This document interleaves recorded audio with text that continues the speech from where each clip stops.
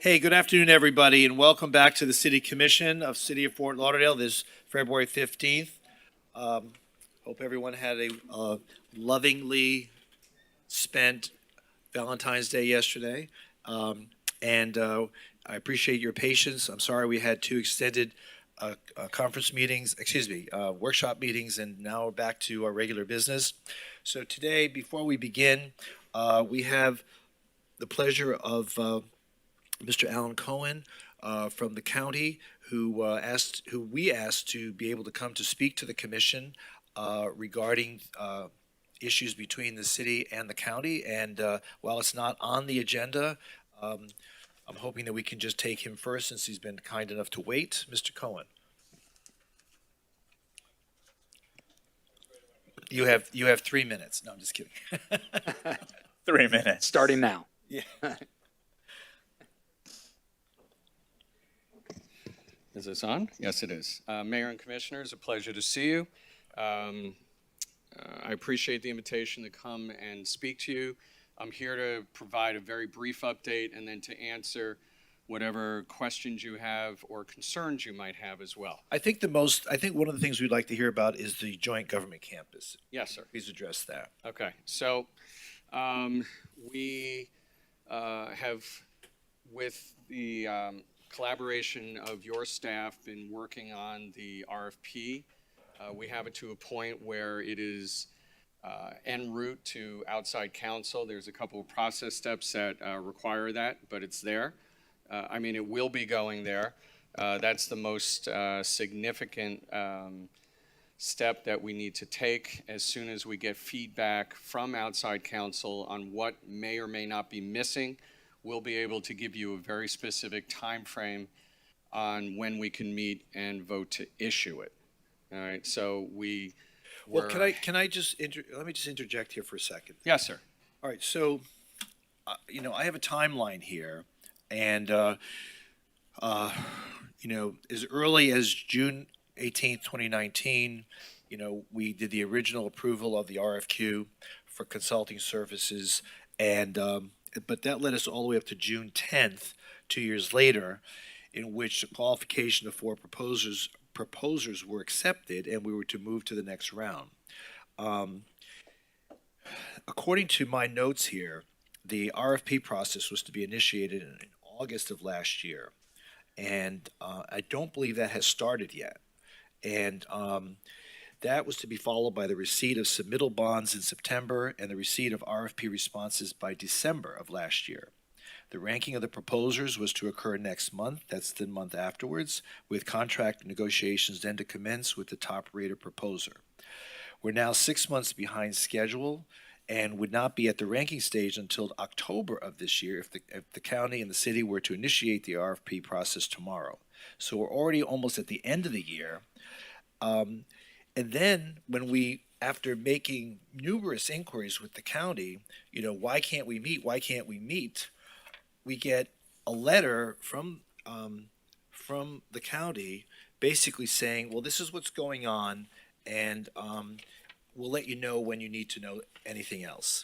And almost like, I thought we were partners in this, and I thought that, we should meet on a more regular basis to discuss things.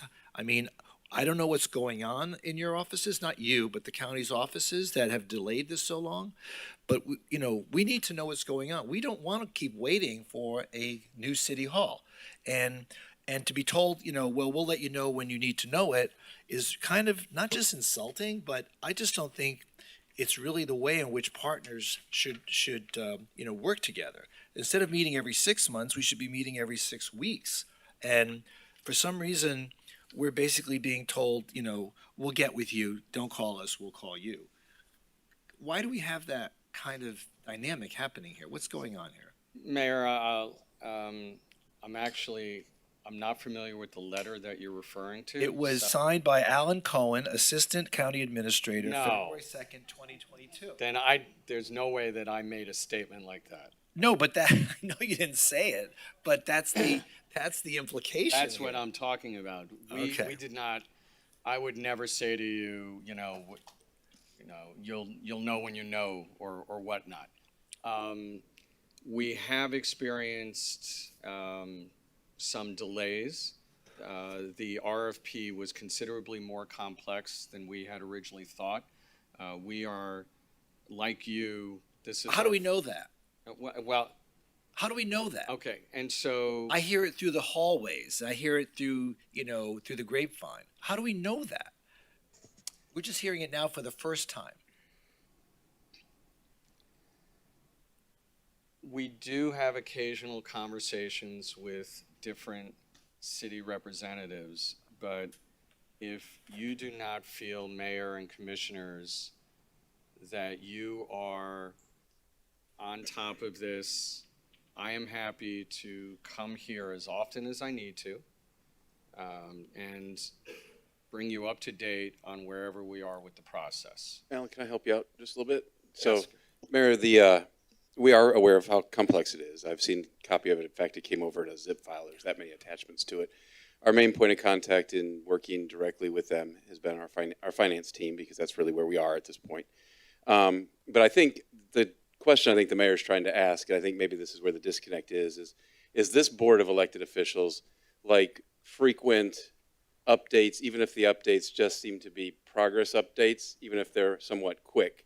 And as I understand it, because you and I can come talk to them at any point, I think what the mayor is seeking, and maybe what my commission is seeking, is that we schedule regular UDPA meetings. But you've indicated to me that your board doesn't necessarily function in that same style. And so I think that's what we need to just hear, if that's the case, that it's not as though the board is saying, no, we don't have any interest meeting. It's that that's just not in their nature, where it may be in this board's nature to want that. Is that? Yeah, is that correct? I don't want to speak on behalf of the county administrator, but there's a general hesitancy to schedule a meeting without a specific agenda, as opposed to just having a touch base. And Alan, let me. Now, I wouldn't say that they're against it, and perhaps if you, mayor, spoke to our mayor, you might be able to clarify what our position is and the willingness of our electeds to sit down with you. I know that they enjoy doing so. I just can't answer. That's something not in my wheelhouse, is scheduling that. But Okay, I'm sorry, go So ahead. let me, Mayor, Alan, first, thank you for being here. This is great. I think regular meeting with you would be phenomenal. And I think that would just help fill some of the vacuum that we're experiencing. So I think that would be great. And in addition to that, with our communication with Chris and the mayor to mayor, I think we can supplement that with requests to meet together. I think the most helpful thing, and I think actually by us meeting with you regularly, just getting updates and just back and forth, I think we'll actually be able to accomplish a good deal and won't necessarily always necessitate a board-to-board meeting. Does that make sense? It does. Yeah. All right, great. So I think, Mayor, I think this is a good step, and I think with Alan regularly gracing us with his presence, and I don't know, Mayor, what you're thinking in terms of frequency, but I think if Alan came back once a month, once every 6 weeks, I think it'd be great, and then us working to plan those joint meetings as well. Yeah, and I actually, more than really wanting, not that I don't like seeing Alan every 9 months, but I would love to, if the meetings together are more important to me than Alan coming and giving us information. Absolutely. I'm not even so concerned with Alan coming and giving us reports. I agree with the mayor. It has to be much more collaborative. It has to be a We partnership. do both. We can do both. We do They both. don't want to But do we might both. not have, well, if we're really, Well, no, hold on. They don't, it's not that they don't want to do both. They're happy to meet. We just, my communication with some of the county commissioners was wanting to wait until the RFP, as I'm understanding it, went through the county attorney's office, then through the outside counsel. Once that's out in the street, and Alan, correct me if I'm wrong, but there was uncertainty around the timing for approval through the outside counsel, and there might be hangups or time. Once that's out on the street, then they'll know more time certain when they can meet. Is something like that accurate? Except we're all going to have to get together for you to approve the issuance, to get it out on the street. Okay, well then the outside attorney had to, The outside Evaluate attorney, it. the outside attorney needs to look at what we have and determine if it's a full package, if we're missing anything. And then once we understand what work, if there is any left to do, has to be done, then we can determine the length of time, we can schedule a meeting, and great. Has the outside attorney done that? we are in the process of getting it to them now. As your attorney is aware that there's a process. Sure, I get it. Okay, so when, You say you get it, but I don't get it. And Get what, I don't sir? get why it's something that was supposed to happen in August of last year is now February, and you're just now getting it to your attorneys to figure out the wording of a solicitation. I mean, we're not gonna build this in the year 2035, okay? We're building this next year, and you guys got to get us there. Mayor, If you can't get us there, we got to know that. would you like me to answer your question? Yes. Sir? Okay. So we, as I was saying earlier, we realized that the process and the RFP itself were considerably more complex than we are used to dealing with because we have not done a P3 solicitation before. I know you have some experience with them, but this is a very different type of P3. We've only done like 3. Yes, I know. Okay, and why don't you tap into our talent to be able to do that? It's not your game. And It's we not have, just your game. Don't you understand that? and we have been sharing and we have been collaborating, sir. I'll take ownership that I took my eye off the ball for a couple of months because of the convention center. So blame me for that 2. too. I understand, but let me. But you're not in the attorney's. all right, so hold No, on. let me take on. Wait, no. I have to hear the answer. But aside from that, sir, it really, we have been putting time into this, a lot of it. I think once you see the package and the different elements of it, the interactivity between those elements, there are a lot of moving parts, and I think you'll have a better appreciation for what we've been developing. We want to put something out in the street that is representative of the professionalism of both our organizations and the importance and magnitude of the project that we are striving to develop together. What's your timetable on that? As soon as we hear from outside counsel, I'll be able to answer that. I'm hoping they say it's virtually done and we can get it out, within a month. That's my hope. But I'm saying that's what I hope they say. I need to hear from them. We all need to hear from them on what their assessment of the document is. Okay, Okay, Commissioner. yeah, great. So as soon as you get the green light from the outside attorney that it's ready or the boards can meet to discuss, right? That's the next step is the outside attorney says this looks good. And then don't we need to meet collectively to approve the RFP? Yes. Okay. We do. So And you- what I don't know, and maybe your attorney might know the answer to this. Right. If it's not exactly complete, can we get the authorization to issue, or does it have to be fully complete before they authorize issuance? You get the authorization. It'd be substantially complete. Yeah, it would have to be substantially complete. Right. I mean, there's always a little tweak here and there, but obviously that would have to be agreed upon jointly by both boards. Because we would like to get you together as soon as possible. Great, so would we. We're missing holding hands and walking together on this Well- journey. Next time we meet, Alan, we'd like to hear, since you guys control the site and you guys control what has to happen to the site before we can even think about building anything there. I think that we need to hear from you a realistic timetable going forward from beginning to end as to what we can expect as a city. And then we have to make decisions going from that perspective. I will make sure when the UDPA meets again that we'll have an updated schedule that we can better rely on moving forward. Okay, so when do we think that could happen? As soon as I hear from outside counsel that tells me an approximate timeframe of when they believe the document would be ready for issuance. Great, okay. Okay, and so we're gonna hear from them within a month? Oh, I think we would hear from them sooner, but I don't know what we're going to hear from them. And that's why, Mayor, I have to be uncommittal in regards to a specific time frame until outside counsel opines. Once they do, then I'll have more clarity to share with you. And I'm willing to come back a month Yeah, I from was going now. to say, would you be able to come back to us? Absolutely. Yeah, I'll come back on a monthly basis if you'd like. please, that'd be great. Okay. Bi-weekly if you want. Even You'll better. get sick of me. But we do have to make up for lost time, don't we? Yes.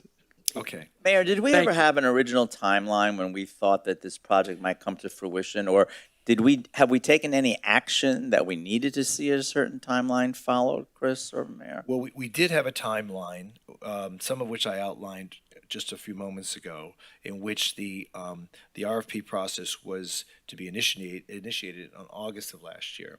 So we've gone far I mean, beyond actually for the completion of the project. the completion. I don't have it in front of me, but I think we were looking at 2025. 25, 26 timeframe. Right. And That was the original. That was Right. the revised projection. Alan can still make it happen. I'm one person, sir, but I will try. as Anyone hard have as- any other questions of Alan? Great. I do. Yes, go ahead. The environmentals, where are we with those? So we are in the middle of developing what's called a site assessment report. Once you do a phase 1 and a phase 2 environmental, and you come to a determination that there are contaminants that you would need to be addressed, statutorily you're required to present this or develop an SAR, site assessment report, and then provide that to the regulatory agency, which ordinarily would be us, but because we are the property owner, state DEP is the regulatory agency. So we've met with them, we've discussed the project and kind of queued them up. We have the consultant on board already working on developing the report. I'll point out, by the way, that all of this is happening on the county's dime. We're not asking you to contribute anything to this because it's our property, and if we have a It's mess, your we're dirt. gonna clean it up. Okay, so we have a commitment at administration to have a clean site for the development teams when they're ready to start their development activity. So I think you just hit my point. I just want to be clear to the public because there's nothing there that will permit us or prohibit us from building something there. It's just that the report, phase 1 and 2, discovered contaminants. And typically this happens in any project. And by the time we get through all these processes, we can mitigate those findings and still move forward with a building or a project. I don't want to speak for the state regulatory agency in the sort of assessment that you just made, but I'm very confident, based on the conversations we've had and what we know, that we are going to be able to move forward with this development on this site. Thank you. Thank you. Okay. Anyone have any other questions? Vice Mayor? Okay. Thank you, Alan. Thank you, Mr. Cohen. It's always a pleasure. Thank you. Pleasure. Joy. See you soon. And happy week after Valentine's Day. I'm feeling the love. Thank you. It's didn't just get- the day after. I didn't get my card from you, but I'll look for it Yes. in the mail. Thank you. Yeah, I didn't get mine either. You either. I want dinner.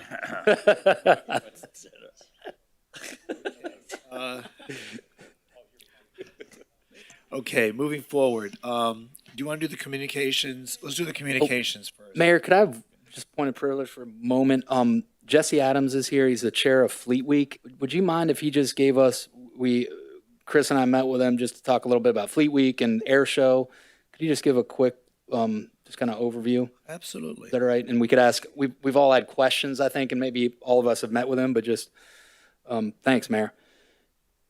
Just, can you just introduce yourself? And Sure. Jesse Adams, chair of Fleet Week for the last couple of years. We haven't had a Fleet Week really for the last couple of years, so it's been Good job, But Jesse. you've been amazing. You've been amazing. The invisible man. Anything else you have to report? nope, that's all. Thank you for your work. No, so as Commissioner Sorensen said, we had met last week. We had met with Mr. Lagerbloom as well. We knew that there was some discussion for quite a long time about maybe some synergies between Fleet Week and the air show. They look and smell and feel the same a little bit. You know, Navy folks in town, airplanes, big gray ships and all that sort of thing. So it seems like there should be some synergy. So Especially if you could bring like an aircraft carrier. You know, yeah, just- we're working on that. we don't have as much pull as you might think as far as, you know, what ships. But to your point, actually, Mayor, one of the issues is that, you know, the Navy does what they do on their own timeline. So, for example, this particular Fleet Week, we were slated to have 5 ships come in. That's already been downgraded to 2 just because of world events. So in some years in the past, we've had as many as 5 or 6. We actually had a Fleet Week not that long ago where we had no ships that came, and luckily our local Coast Guard stepped in and supported the effort. But now this year we're down to 2. So I think what I wanted to talk about, or what the commissioner asked me to talk about, was sort of a summary of our meeting. And I agree. I mean, I'm a resident here too. I grew up in Broward County. And I always remember sort of the Fleet Week and the air show having a lot of synergies. Things happened over the years, and that has sort of grown apart, partially because of 9/11 and other, you know, sort of world events. But we are making a concerted effort to sort of find some way to bring those organizations back together. There's some practical issues because we're a nonprofit. We have a different mission. The air show is a for-profit sort of a deal. But not only that, but our schedule is already set out for the next several years. And we don't have control to sort of shift that around. If you go to our Navy points of contact, they've already set the schedule several years in advance. There's only so much we can do about that. Nonetheless, this year in particular, we have tried to make an effort. So, for example, we had planned on having 5 ships and having them parade down.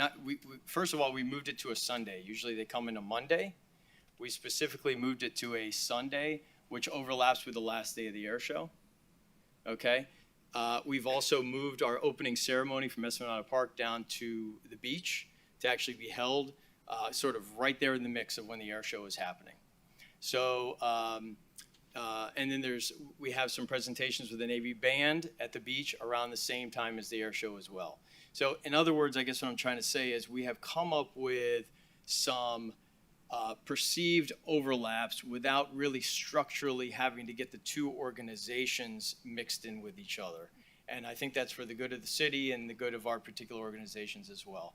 I'll sort of stop there. I've been, you know. Do we have a Ben date? said it's going to be short, but I'm not really a short kind of a. It'll be May the 1st. Anyone have any questions? Yeah, I just wanted to know what date is set It's the already. Sunday of air show. That'll be May the 1st. May 1st to May 8th. So we're going to Sunday this particular. The air show is, May 1st. April 30th and May 1st. Yeah. May Day. okay. Any other questions? All right, thank you, and Thanks. let's hope we can get it together this year. That would be nice. Okay. Do our best. Thank you. Great, thank you so Great, much. thanks, Jesse. Appreciate it. Thanks, Mayor. Okay, we have communications. The first communications for the Sustainability Advisory Board.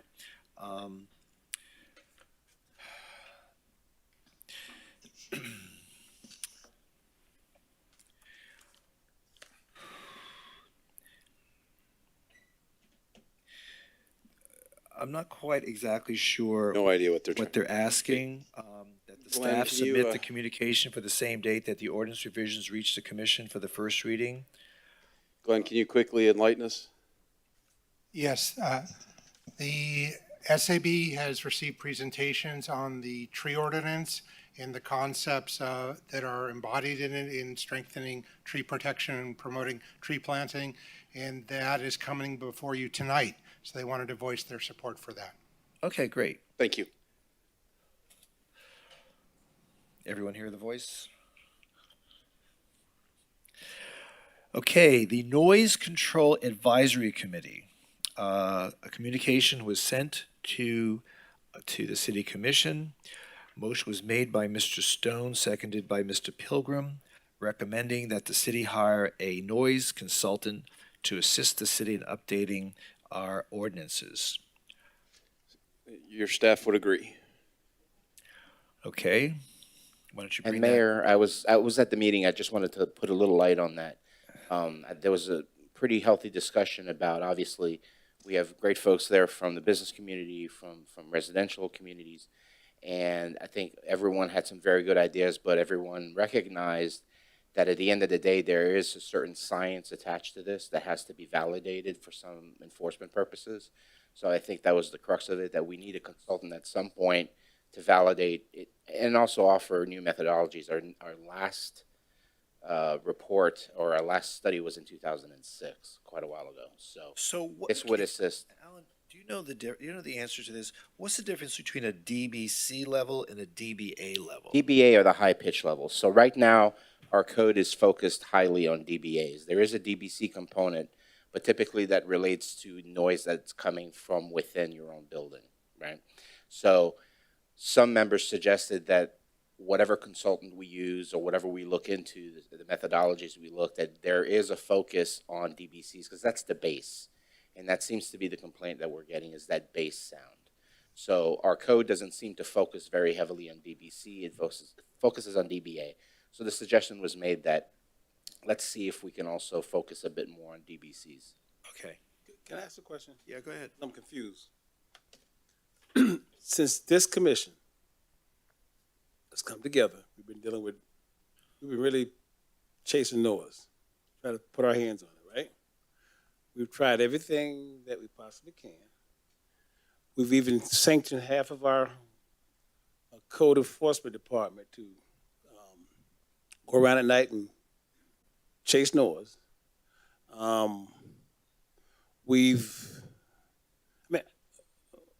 We've done a lot trying to capture noise.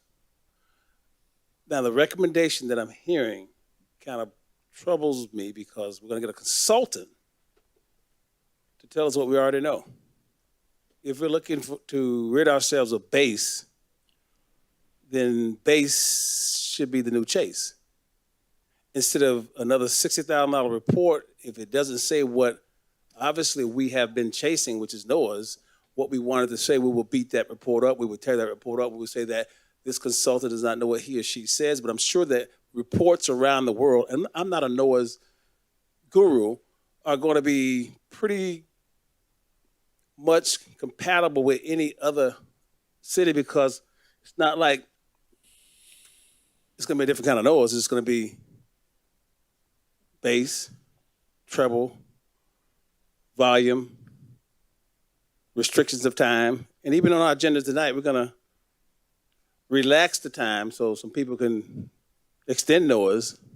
We've gone out to other people to say that we don't want you to extend noise. And we've said to other people that want to take the approved noise times we've given you and reduce them because there might be some noise going across the river that some folks over there might not like the noise. So I'm just confused with noise altogether in terms of, and a consultant really, really concerns me if that's the road we're going to travel. Because we already know that we want noise to be complied to.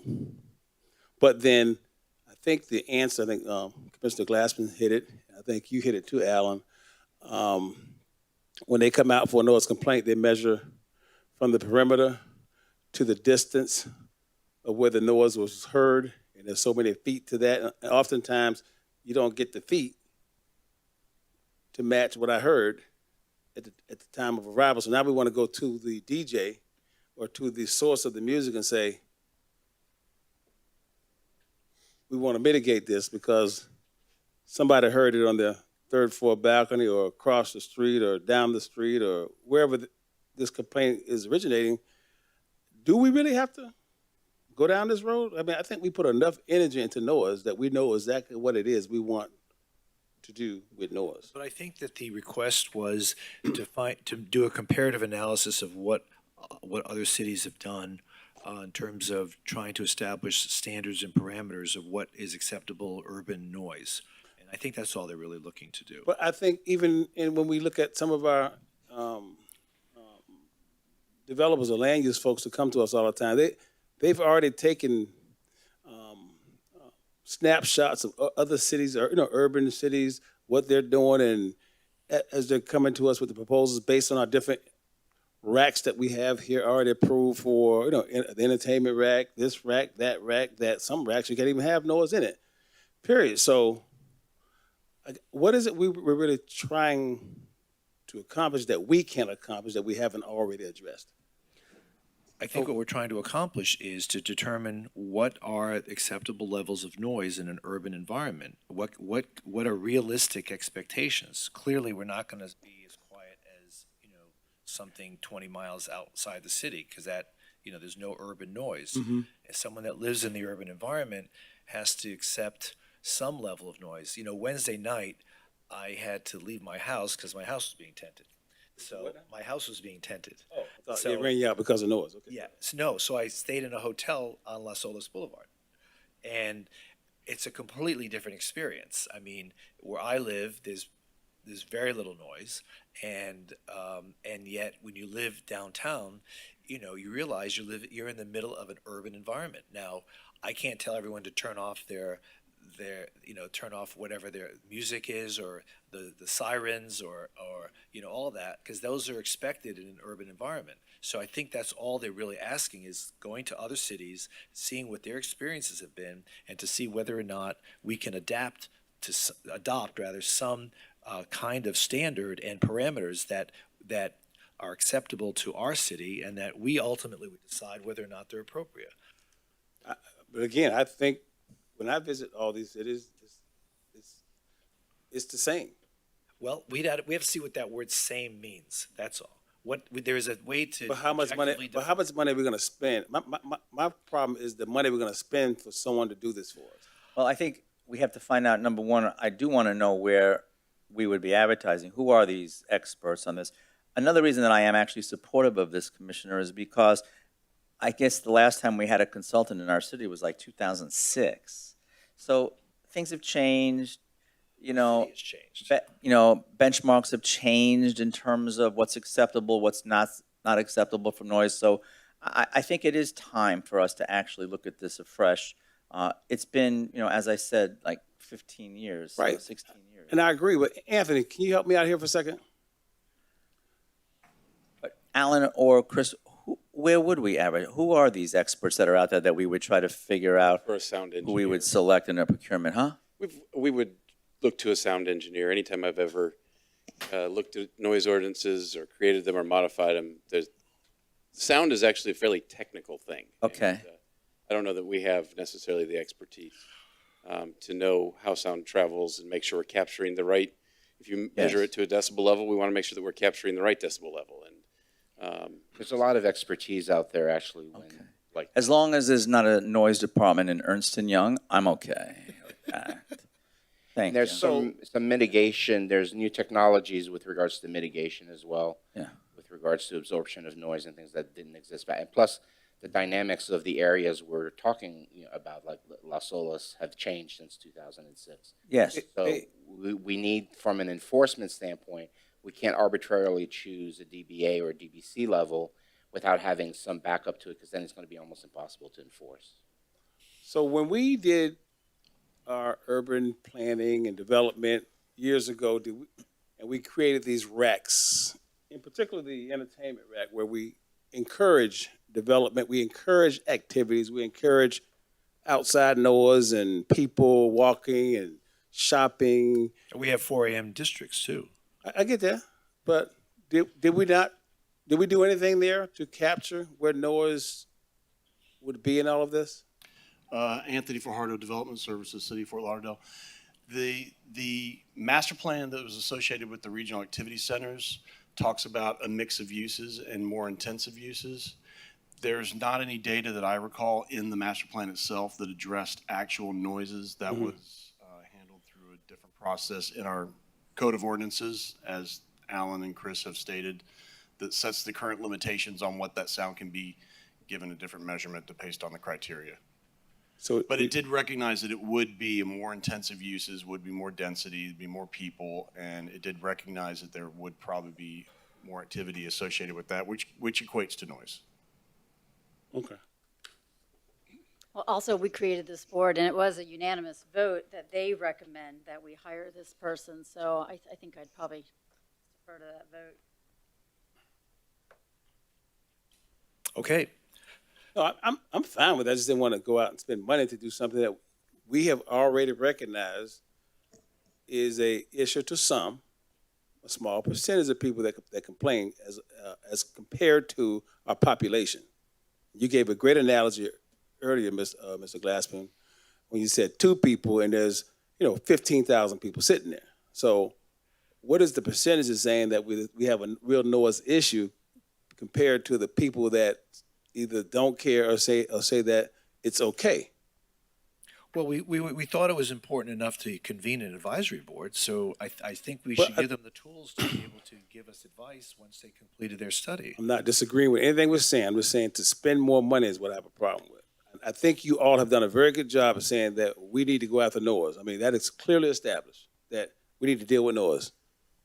But do we need an engineer to help us to set our standards in our city as to what level of noise we're going to accept and not accept? I think we do. I think we do. I think we do. Okay, that's all I was asking. Okay, all right. All Because right. we created the board just for that. I mean, this board wasn't here in 2004. Well, they're not experts on noise, they're Yep. just, No, this is an advisory board saying, here's what we advise, and we don't have to take it. We just experienced this with the One Stop, that we. yeah, but these are people who are representative of the community, and now we need someone who's expert in determining noise levels and what's appropriate in an urban environment. That's all. I think they're two different things, but I think we need to go forward with an engineer. So, okay, I'm fine with that. I don't want to spend the money to do it. Okay, I think we can all right. internally figure that out. all right. Moving on to the fire bond blue ribbon committee.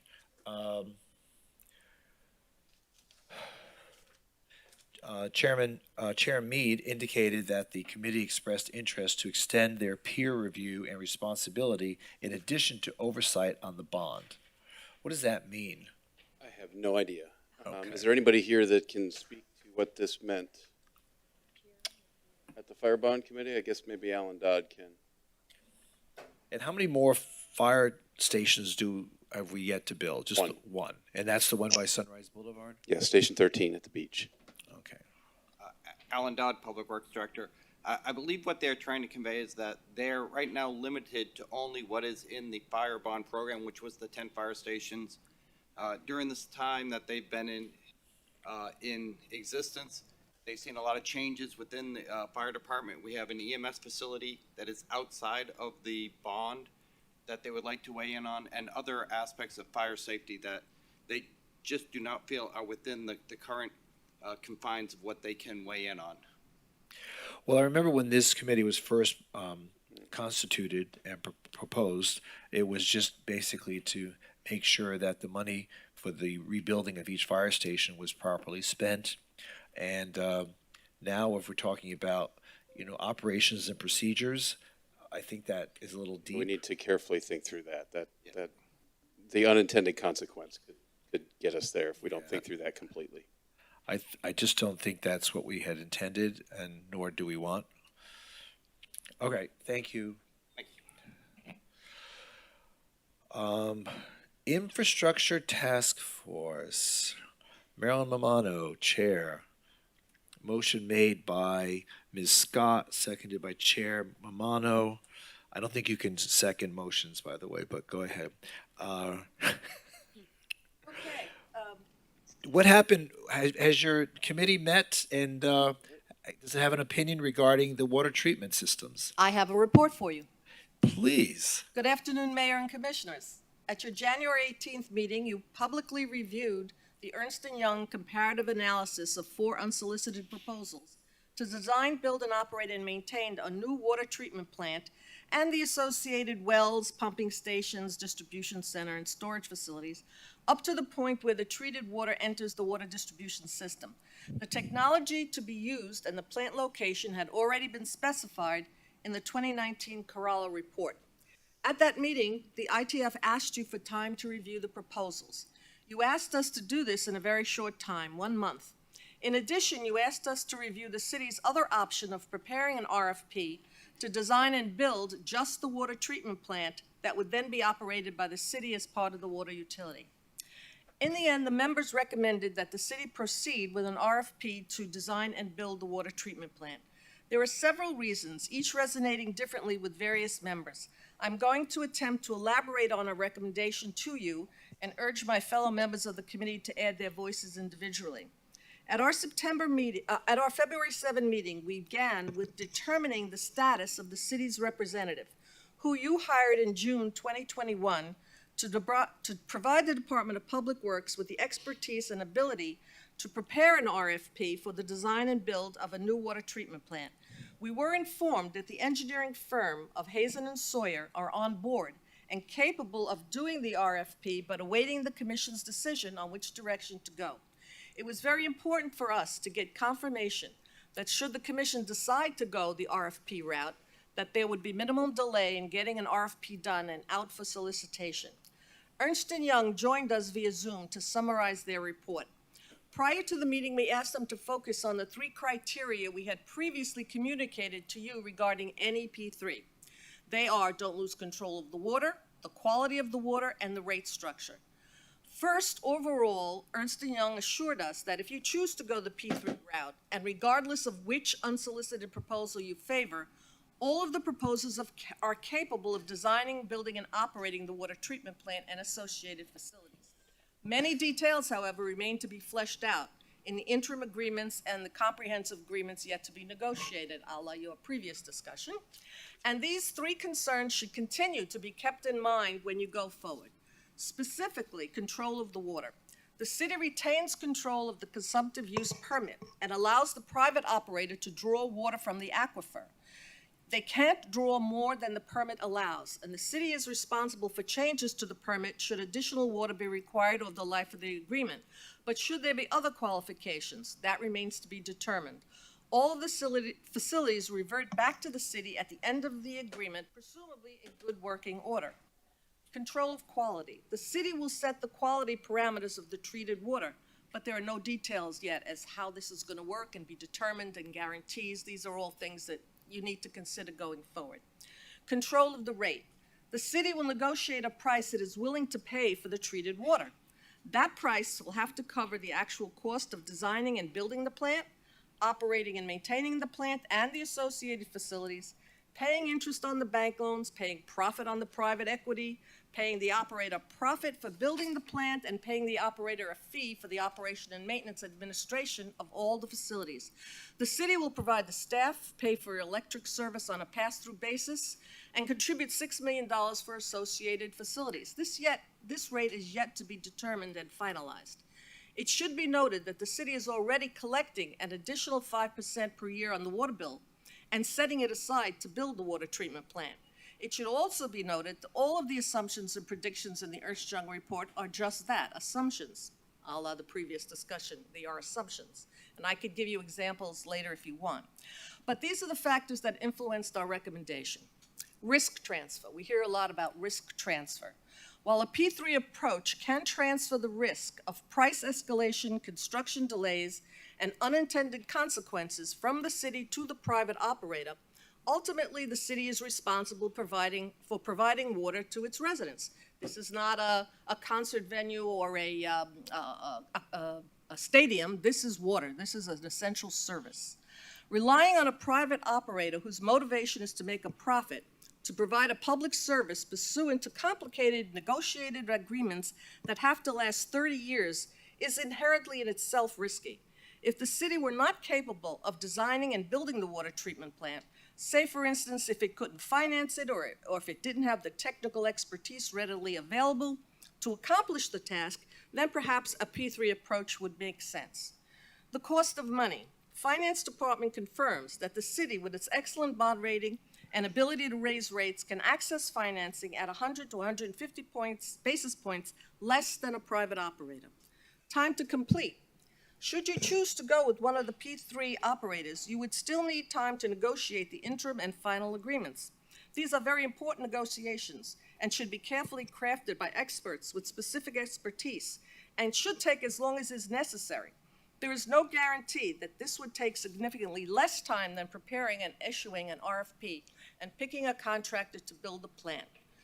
Bifurcating the maintenance and operation of the water system. Is this a good idea to have two entities operating different portions of the same utility? One is a for-profit operator and one is a not-for-profit government utility. There are unforeseen opportunities for conflict. When the treated water doesn't arrive at the valve entering the water distribution system, who do you blame? Do you blame the commission or do you blame the water plant operator? That's a tough one. Siphoning profit from the enterprise fund. Going the P3 route adds a private profit-oriented operator into a utility system that is currently returning 100% of excess profit back into the system. You just recently ended the practice of siphoning off profit from the enterprise fund into the general budget. With a P3, we would again siphon off profit out of the enterprise funds to pay for the private operator's profit. Can the city do this? Well, there is always skepticism that the government can't accomplish big things. There is no reason to believe that this is impossible. The city is already implementing the water and sewer consent order. They're implementing the Parks Bond Program, and they're implementing the Public Safety Bond. You have the technical expertise of a qualified contractor, Hazen & Sawyer, already on board, and all you need is the political will to accomplish this. Thank you for the opportunity to present this report to you, and I'm available to answer any questions you may have. Okay. Anyone have any questions of Ms. Romano? Yeah, I'd like to hear Chris's feedback on this, but whenever, Mayor, you want. Yeah, I guess if you're looking for a reaction, I certainly don't want to conflict with what your infrastructure task force and what their recommendation is. I asked them to stay focused on process as opposed to getting into the weeds of the 4 proposals or how it would be done, to stay in that space of, do you think that a P3 option is a better option, or do you think our RFP option is a better option? Marilyn's right, it is a massive undertaking, but it would be a massive undertaking for whoever chooses to do it. I think the critical thing, and I think the thing we have to balance is that risk transfer and timing. And you all have set some pretty aggressive goals to replace the 5-ash water treatment plant. And if history is a good indicator of the future, we wouldn't be able to accomplish it as quickly. With an RFP, and why do you think that? Just because our processes are so much more intricate and so much more defined by statute, that we have certain levels of competition we have to do, certain levels of process, and our process is just never as quick as sometimes private sector process is. But that's by design, and that keeps us spending public money correctly.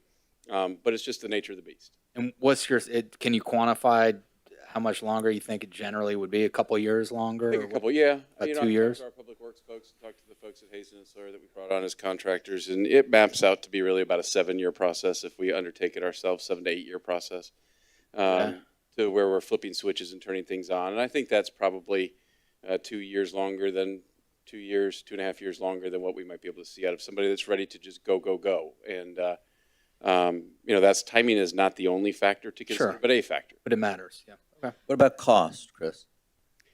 Well, all I can do at this point to rely upon cost is to go upon the studies that we've done. And that was, I don't know if I want to say the words Ernst Young today, but I will, because we used them to do that report. And you saw those bars on that chart where they all had guaranteed cost versus risk cost versus margin of error cost. And, they all, all of the different options. Our city number was included in that bars that were across. And do we probably end up maybe doing it a little bit cheaper? Maybe, if we hard bid it and put it through a rigorous competitive process, maybe.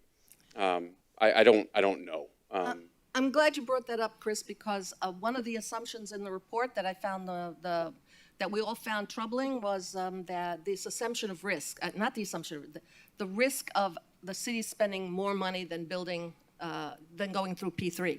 And I agree with you. I don't think that was correct. The Corolla report in 2019 estimated that the plant, just the plant portion, not the whole portion, would cost $348 million. One of the proposers has already guaranteed that they can produce it for you for $320 million. So again, the assumptions here, you have to take them with a grain of salt, and they're broad because that's the way one does these assumptions. So a $320 million project is not the end of the world for the city. We're already managing the public safety bond, all right, to build a police station. Correct. And it's clipping along very nicely. So there's no reason to assume, other than our unfortunate history, that it's going to take longer, that much longer, to do it through an RFP. If there's the political will to do it, and it's a necessary thing and it has to get done, you have the expertise on board. You can get them working right away. We really felt that this was an important distinction to make, and it was important to us to be assured that Hazen and Sawyer was on board. We're capable of doing it. We're going to do it before we had these unsolicited proposals dropped on us, and now we've wasted a year. Well, I wouldn't say wasted a year. We've learned a lot in that year. But I respectfully would suggest that if there is the political will to get this done, and there's the expertise on board to do it, that we're not looking at substantially longer time to do an RFP than a P3. Perhaps a little longer. I don't dispute that Marilyn, perhaps it's a little longer. Let's ask Mr. Dodd to come up. Yes. Can I make one comment too? I also want us to think about the history of what we have gone through the past year. Let's just take One Stop, for example. When we do a P3, the amount of time we have to spend on these comprehensive agreements is delaying us also. I believe getting the financials, which we've already done, but just trying to negotiate the terms of our agreement will be time-consuming, complicated, and difficult with a solicited P3 versus the traditional RFP. I think the timing cannot be. I just going through what we went through with One Stop, I can't see the timing Yeah, being. but Vice Mayor, we had a very abbreviated schedule with the stadium as well as with the aquatic center when it came to comprehensive agreements for a P3. So Different using terms, that as an example is different terms, though. They were just building the aquatic center. When you are design, bid, build, finance, operate, it's the operating comprehensive agreement that's going to get us all twisted up and trying to spend innumerable hours trying to come up with this agreement. I agree, just trying to build something like Inter Miami, build that stadium and we walk away, it's totally different from this comprehensive agreement we're going to have to put into place to protect the rate payers, the citizens. It's just going to be a nightmare. I've had concerns, obviously, from the beginning. I think I've voiced them all along, but after seeing what we've gone through with these P3s, I just think it's in the best interest. Definitely at this point, I was more leaning towards it at the beginning, but to control our own water utilities, I think it's a vital function of the city government. I think it does away with ROI transferring out to anybody else but our own taxpayers. And I believe the whole timing thing, do we have to come up with a comprehensive agreement to operate this thing? I'm sorry? Will we have to come up with a comprehensive agreement if we have a P3 to operate this? It's going to take 5 years to come up with a comprehensive agreement to No, operate it this. won't. It won't. Okay, I'm exaggerating. I'm sorry. Let me not It won't take exaggerate. 5 I am years. speaking in public. It's going to take a long time. Therefore, the time it'll negate each other, the time for an RFP versus B3.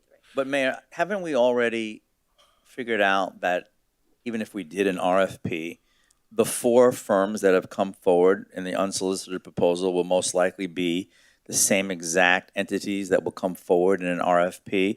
So my question is, why can't we finesse? We still, and I want to hear from you, Chris, where we go from here. I want to hear from Alan. Okay, but I want to know basically why we can't finesse the process we're already in and have been in for quite a while with the 4 companies, knowing that these will be the same entities that are going to apply to an RFP, aren't they? Before you answer that, Okay. Okay, I think I no wanted to problem. hear from- Alan, would you mind stepping up to the podium? Alan, what are your thoughts on these suggestions that we take it back and we just do it ourselves? What are your thoughts on that? Mayor, Commissioners, I think that if we do that, we would be able to construct the facility. We would be able to do it with Hazen and Source assistance. As the city manager mentioned, it would take us longer. That's just a simple fact of how we do business. My concern would be, as we're doing that, price escalations as we're going through. Right now, we are doing it based on the Corolla report, which was a very, very basic level of understanding of the costs associated with it. And so a lot more work would have to be done to do an apples-to-apple comparison compared to the P3 options that were presented. It's a matter of the amount of risk associated with any of the proposals or us doing it as the contractor or the design firm. And as you know with projects, it just takes longer to work through some of the steps to complete what needs to happen. Ultimately, I think we could build a facility on our own, or we could build it in conjunction with one of the P3 options. And we would get to the same point, which is a new plant that provides us safe drinking water for the long-term future of the city. May I add on to what he just said, because we're in agreement? But I think I have a different take on it. I agree that we could do it ourselves, depending upon how much political and institutional will we put behind it. But I think the important part here is that we need to control this process. We need to control the actual facility. We need to control the rates. All of these things you need to control, because when the water doesn't hit that distribution valve in the quality and quantity that you anticipate, the residents are not going to call the water treatment plant. They're going to call you at 3 o'clock in the morning because the water is yellow. So I think you have to think weighing the risk versus the reward. Ultimately, and this is not apples to apples or what's the most important thing to do in the next 2 years. This is 30 to 50 years. So you have to look at it from a very long-term perspective. You just need a water treatment plant. That's all you need. You don't need to bring in a whole nother group to do design and operation and da-da. You just need to build a water treatment plant. Well, that's this what is you're not suggesting. brain science. You're suggesting that. That's exactly what I'm So suggesting. you're suggesting that we bring in a whole new group of design no, because these companies have already done that. No, these companies have not done that. These companies have offered you a proposal saying they will do that. The one company that says, I will do that for $320 million, that's the IDA, they've already opined that at this moment, they can guarantee that they will build you a plant for $320 million, which is less than Carollo estimated it would cost you Right, I remember. 3 years ago. We get that. Okay, so this whole idea that you need somebody else to do it because you can't do it yourselves, it can't be done, is I think a fallacy. And I agree with Commissioner Glassman when he says these 4 companies will all bid on a straight RFP. We asked them the question in the meeting. You can go look at the video. Said, would you bid on it if it was an RFP in this? Yeah, sure, because that's their business. They build the plants and then they operate them. The money they make is not necessarily in building the plant. The money they make is in the 40 or 30 or the 50 years that you pay them to supply the water. That's where the money is for them. And you don't need to give them money to do that because we can do that ourselves. We've been doing it ourselves for as long as we've been running a water utility. Why do we need to pay somebody else? We've never to built do a it? water treatment plant. Pardon me, sir? We've never built a water treatment plant. And we've never built a public safety building. And I know, that's why we get other people to do it. Well, but you will have other people to do it. It will be Hazen and Sawyer. They will put out an RFP, just like you're doing the police. You didn't do a P3 for the police. You did an RFP. But also, we're not giving up control of our water system. I want to be clear, because that's not, we want to be clear on that. I understand what right? you're saying, and we acknowledge that in the report. If we do P3. If you do a P3, you've got to keep that in mind as you're going forward, all right? But this is a 30,000-foot look at the situation, not a which one is better than the other one. This is a should you do this in the first place look. And we struggled with this, and we've eventually all agreed that you don't need to do this, and the risk in doing this is greater than the time you would save theoretically in getting it done faster. Okay, That's so all we're putting on the table for you to consider. all right. So did your committee, assuming we go to, if we don't accept Plan A, did you have a Plan B recommendation? Meaning, if we don't go with let's do it ourselves, did your committee say, okay, of the 4, we recommend this? No, we did not. Okay, you just stopped at saying we don't want to even look at them. No, We just feel no, that we no, should do it ourselves. We did not do that. We looked at all 4 of them, and some of them are a little bit better than the others. Some of them are, but the assumptions are so assumption-y, You can't really. Wait, can you play back that tape, please? It's a New York Can't term. make this big a decision on the basis of Assumption-y. assumptions. Although, of course, eventually one always has to make decisions based on assumptions. So it was not as Chris instructed us, and had he not instructed us, we would have done it that way anyway. Look at whether or not you want to go this way or that way. And we decided, after looking at all the proposals, looking at all the things we've talked about with the staff for the last, how many years now, is it 6 years? That they can do this. You can do this. And you can do it cheaper, and you can do it, maybe it'll take you a little more time, but what you accomplish is you keep control of the entire, better control, more Yeah. control. Marilyn, when you say cheaper, though, you're not concerned about inflation and rising construction costs? We have guaranteed prices now from the You have unsolicited one person proposals. with a guaranteed price. Okay. One committee, okay, But let's what- look at that, let's look at that. Okay. They have, subject to certain on-site conditions. What does that mean? Okay? And once you get into the comprehensive agreement, oh, I don't know, I took a look at those wells, and maybe the well, no, maybe not. Maybe you need a little more. You can't tell. All you know for certain is it's gonna cost you X hundreds of $millions to build a water treatment plant, and all you need is a water treatment plant. And whether there's escalation in prices, if we do it via an RFP, or if one of the proposers does it through a P3, the prices are gonna escalate. They're all gonna escalate. I think that So, price is pretty locked in. Yeah, I mean, I think it's, well, you can't guarantee that, and I would not want you to be sitting here a year from now and coming back and saying, they looked at it and maybe it's gonna cost a little more, maybe you're gonna have to put a little extra in. You just don't know the answer to that question. And so again, I just wanna summarize, and I think I've made our position pretty clear. We just wanted to point out to you that, in our opinion, going with an RFP, while it may take a little longer, you're perfectly capable of doing it. You have the expertise already on board. You don't have to go out and find somebody to do it. They're on contract. They're ready to go. And it's just a question of, you have to make a decision, and that's why we pay you the big bucks, to make the decision to go one way or the other. Okay. I think I've pretty Thank you. much told you our opinion. All right. Thank you. Thank you, Thank Alan. you. We have a few people who signed up to speak. Sean Miller, Sean, are you here from Next Spring? Sean, you're here. Did you want to say anything, or? All right, well, you really can't do that, but Juliet, you're next. Okay. You still only get 3 minutes. Hi, Juliet.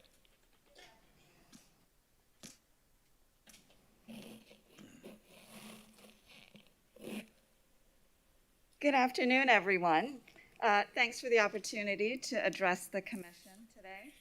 I wanted to, I'm here on behalf of Next Spring Water Investments, and wanted to say, first of all, that these unsolicited proposals really came as a result of the very public discourse of the Corolla report and the fact that 5-ash has reached its end of life.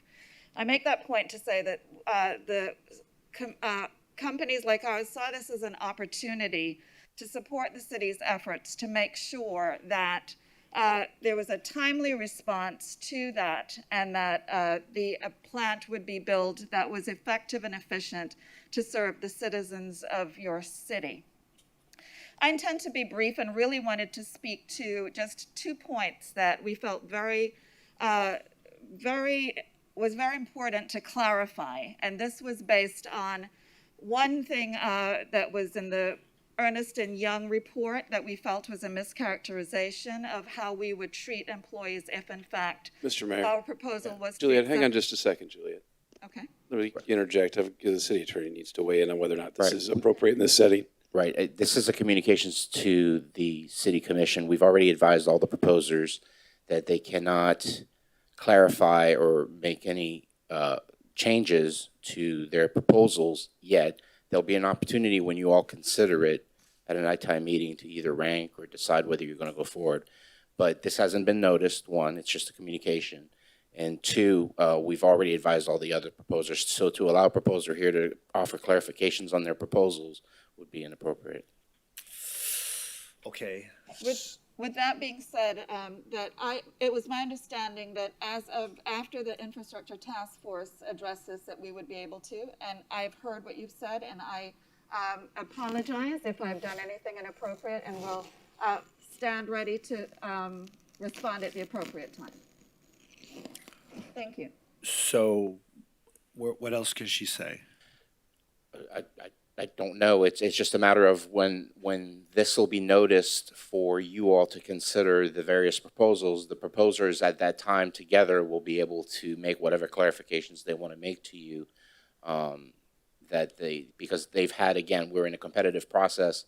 They've now had an opportunity to know not only your concerns and some of the things you've raised in discussions, as well as each other's proposals and sort of the parameters and scope of each other's proposals. So that for it to remain a competitive process and not be challenged by anyone after the fact, we wanted that to be in the appropriate forum before you at a noticed agenda item that you will consider.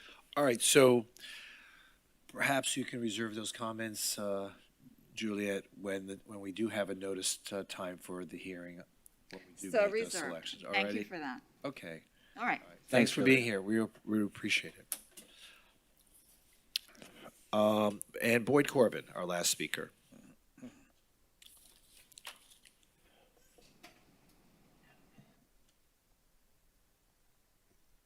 Maryland forgot to mention that water rates will go up 87% in 3 years if we go with this P3. That's what Ernst & Young said. All the unsolicited P3 bids and the Ernst & Young report are based on the 2019 Carollo Engineering Report. This report has many mistakes. I can go into details if you want, Steve, concerning the ability to use ozone and carbon as filtration. It incorrectly states the current 5-ash 23-acre site isn't big enough to build a new plant there. The 2021 Reese report, which no one seems to be talking about, says that you can use ozone and carbon, and the site is plenty big enough to rebuild to provide state-of-the-art filtration at a fraction of the cost stated in the Carollo report. It could also be done a lot sooner than a P3. The city hired Hazen and Sawyer engineers for advice 8 months ago. 3 Hazen employees showed up at last week's ITFC meeting, but were dismissed by the chairwoman without being asked any questions. Marilyn went on to explain that it's far too complicated to build a brand new plant or refurbish an existing water treatment plant on the same site as an existing water treatment plant. Therefore, it must be moved to another location. Really, you need to question this. Why don't the Hazen people step forward and explain this? Yesterday, I spoke with Bob Bocock, who is a co-founder of the Aaron Brockovich Foundation. We can't figure out why the city is so adamant about moving and demolishing 5-ash. If you guys are worried about timing, Bob said it would take only 18 months after the notice to proceed to refurbish 5-ash instead of the optimistic 3 years stated in the bids. It would cost $170 million. That's a lot less than 320. The proposed future site isn't even zoned for a water treatment plant. On March 16, the Florida Board of Professional Engineers Probable Cause Panel will meet to discuss the Carollo report. There's already sufficient legal cause to doubt its conclusions. The engineer might lose his license. We should wait until after they meet to decide on moving forward with any unsolicited P3 bids based on the Carollo report. Steve, you mentioned that the same companies are going to step forward with an RFP. That's not true. Let me explain why. These are hybrid companies that are stepping forward to do the P3. They have to come up with the money and the know-how. If we do an RFP, the finance people from New York, they're going to stay in New York. We just need to hire someone to build the plant or to refurbish the plant. And that's the big difference. I'm here to answer any questions from you guys because I have a lot of knowledge on this. Okay, great. Thank you so much. I don't think we're interested. You have any questions? Anyone have any questions? Steve? Okay. You were real talkative about the one-stop shop. I know, I'm tired now. I'm really a little tired. Yeah, you've been tired for Thanks, a while. I'm just taking a little rest now. Yeah, I don't think you really know What is this? the material very well. Boyd, Mr. Well, Corbin, please. we don't need yeah. the banter. Casual Tuesday today. You're usually so dressed up. Okay. Chris, a couple questions for you, if you don't mind. One, talk to us in the P3 option, this idea of kind of ownership, who owns what. Can you just give us a high level, who owns what and the P3 possibilities we're considering? Yeah, what's being discussed at this point, what's proposed is that the city would own the facility. At City would own the completion. facility. It would have somebody else operate it for a period of time, whatever is negotiated to or agreed to by the commission. Right. But that the actual structure, the guts, the working guts, would be continued to be owned.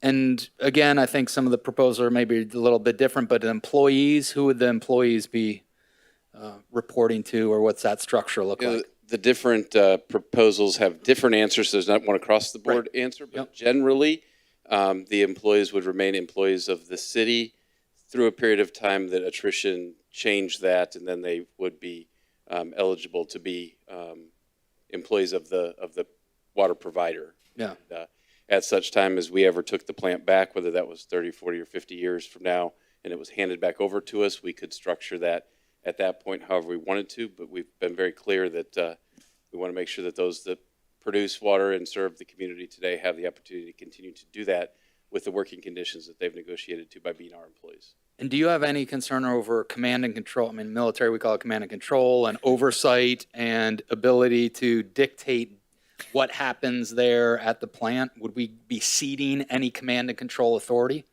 Probably some. Yeah, I think we should be honest about that. Probably some, because, but it would all be in how this agreement is constructed as to who has certain authorities and whose authority trumps somebody else's. It's hard to be responsible for the outcome if you don't have control over the way you get there. Mm-hmm. And so I understand that argument that it's hard for you to hold us to a certain standard if we don't have the ability to call the shots.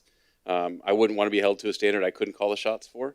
Right. And so, yes, the answer to your question is we probably lose some. I don't think we lose completely all, but it's all in how that comprehensive agreement would be drafted. Okay, great, thanks. And then in terms of kind of the impact on ROI of the system, holistically, what impact do you see some of the P3 proposals having? Yeah, so it depends on how you look at that whole, how you look at that. So today, ROI became a term in Fort Lauderdale that took on a mind of its own because it means something to us differently than it means to, Nestle chocolate, for example, at this point. Because what we refer to ROI as the transfer of funds out of the utility and into the general fund, more as a paper exercise during the budget for the purposes of buying down some general fund cost. We wouldn't any longer, if we relinquish this to a third party, we would no longer capture that extra, so to speak, that we capture from providing external customers. We would structure a deal that was basically a cost to produce money. And so the whole real concept would probably be replaced by a guaranteed maximum price, so to speak, like we looked at in construction deals, where we would negotiate to basically a take or pay model that says that we're either going to take this much water and pay for it, or we're still going to pay for it just so that the numbers in the project would work. But it would be a known number, but there wouldn't be really the discussion about the presence of an ROI because it would be a totally different structured agreement. Mm-hmm. And then contrast that with RFP, if you would. Yeah, RFP, we would launch Hazen and Sawyer as quick as tomorrow if this body decides that that's the direction you want to go. They would quickly jump into action. I'd have to get a timeline from them as to production of an RFP. I mean, the good news is that there's water plants all over the world, so this is not like we're doing it for the first time. But bad news is that it's a massive project, and with massive projects come complex RFPs. So it would take some time to put that together, and then it would hit the street for an advertisement, and we'd see what the market brought to us based upon what we asked for. And if someone said, "Well, hey, with P3, we're going to lose our profits," what would be your response to that?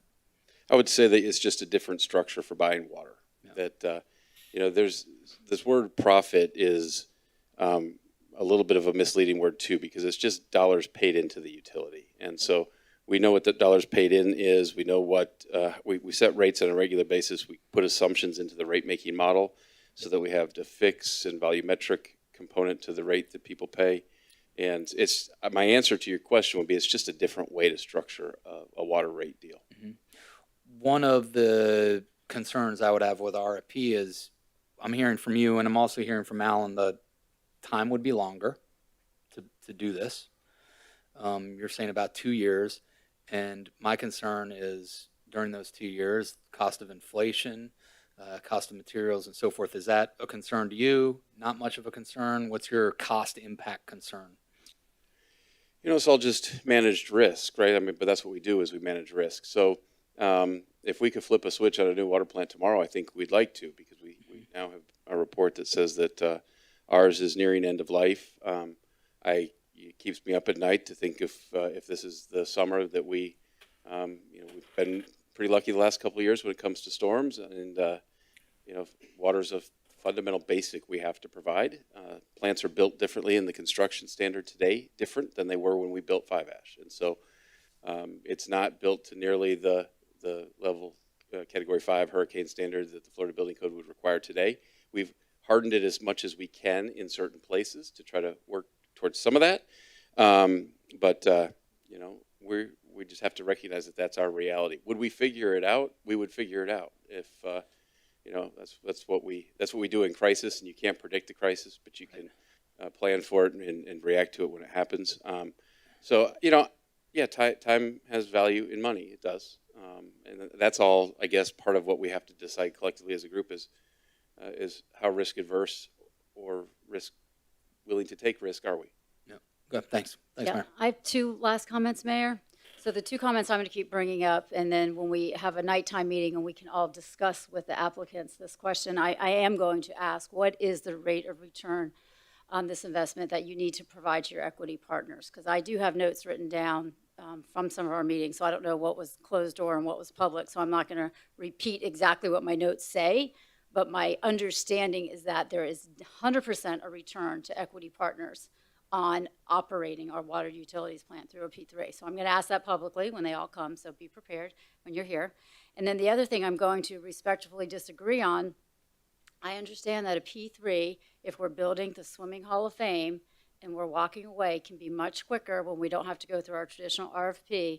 But what I've also come to understand through recent P3 negotiations is that the minute we have to negotiate a comprehensive agreement, I believe, I just believe, and I don't have the data, I believe it could almost take longer for a P3 if we have to negotiate a comprehensive agreement that talks about the operating structure, because of all the nuances that we will have to get into, that we're not experts in how to do this. So we're going to have to hire experts, and we're going to have these conversations, and we're not going to know what we're talking about, and we're going to have all the same things. So the two main points that are always a pro for P3s, great, enter Miami, build it, you operate it, great. We're not entering into that, you know, operational comprehensive agreement. So I think the value is lost in this P3 because there is some kind of investment paid to the equity partners, A, that I know my ratepayers don't want to pay, and B, this comprehensive agreement for operating it is, I believe, once again, I don't have the data, I believe it will be a nightmare to try to figure out how to that. It will hold us up and it will take time. So that's my answer. Well, let me just say this. The good thing is that there are other cities that have entered into P3s for water treatment plants that have comprehensive agreements that we can draw from, and that have served as models for other cities to use, that would shorten the time and give us a guidepost on how to put together such a comprehensive agreement. This is not something that we would create from scratch. And so it's also my understanding, because I've asked this question probably every time, that cities who have the financial ability to do so do it themselves because we can borrow the money.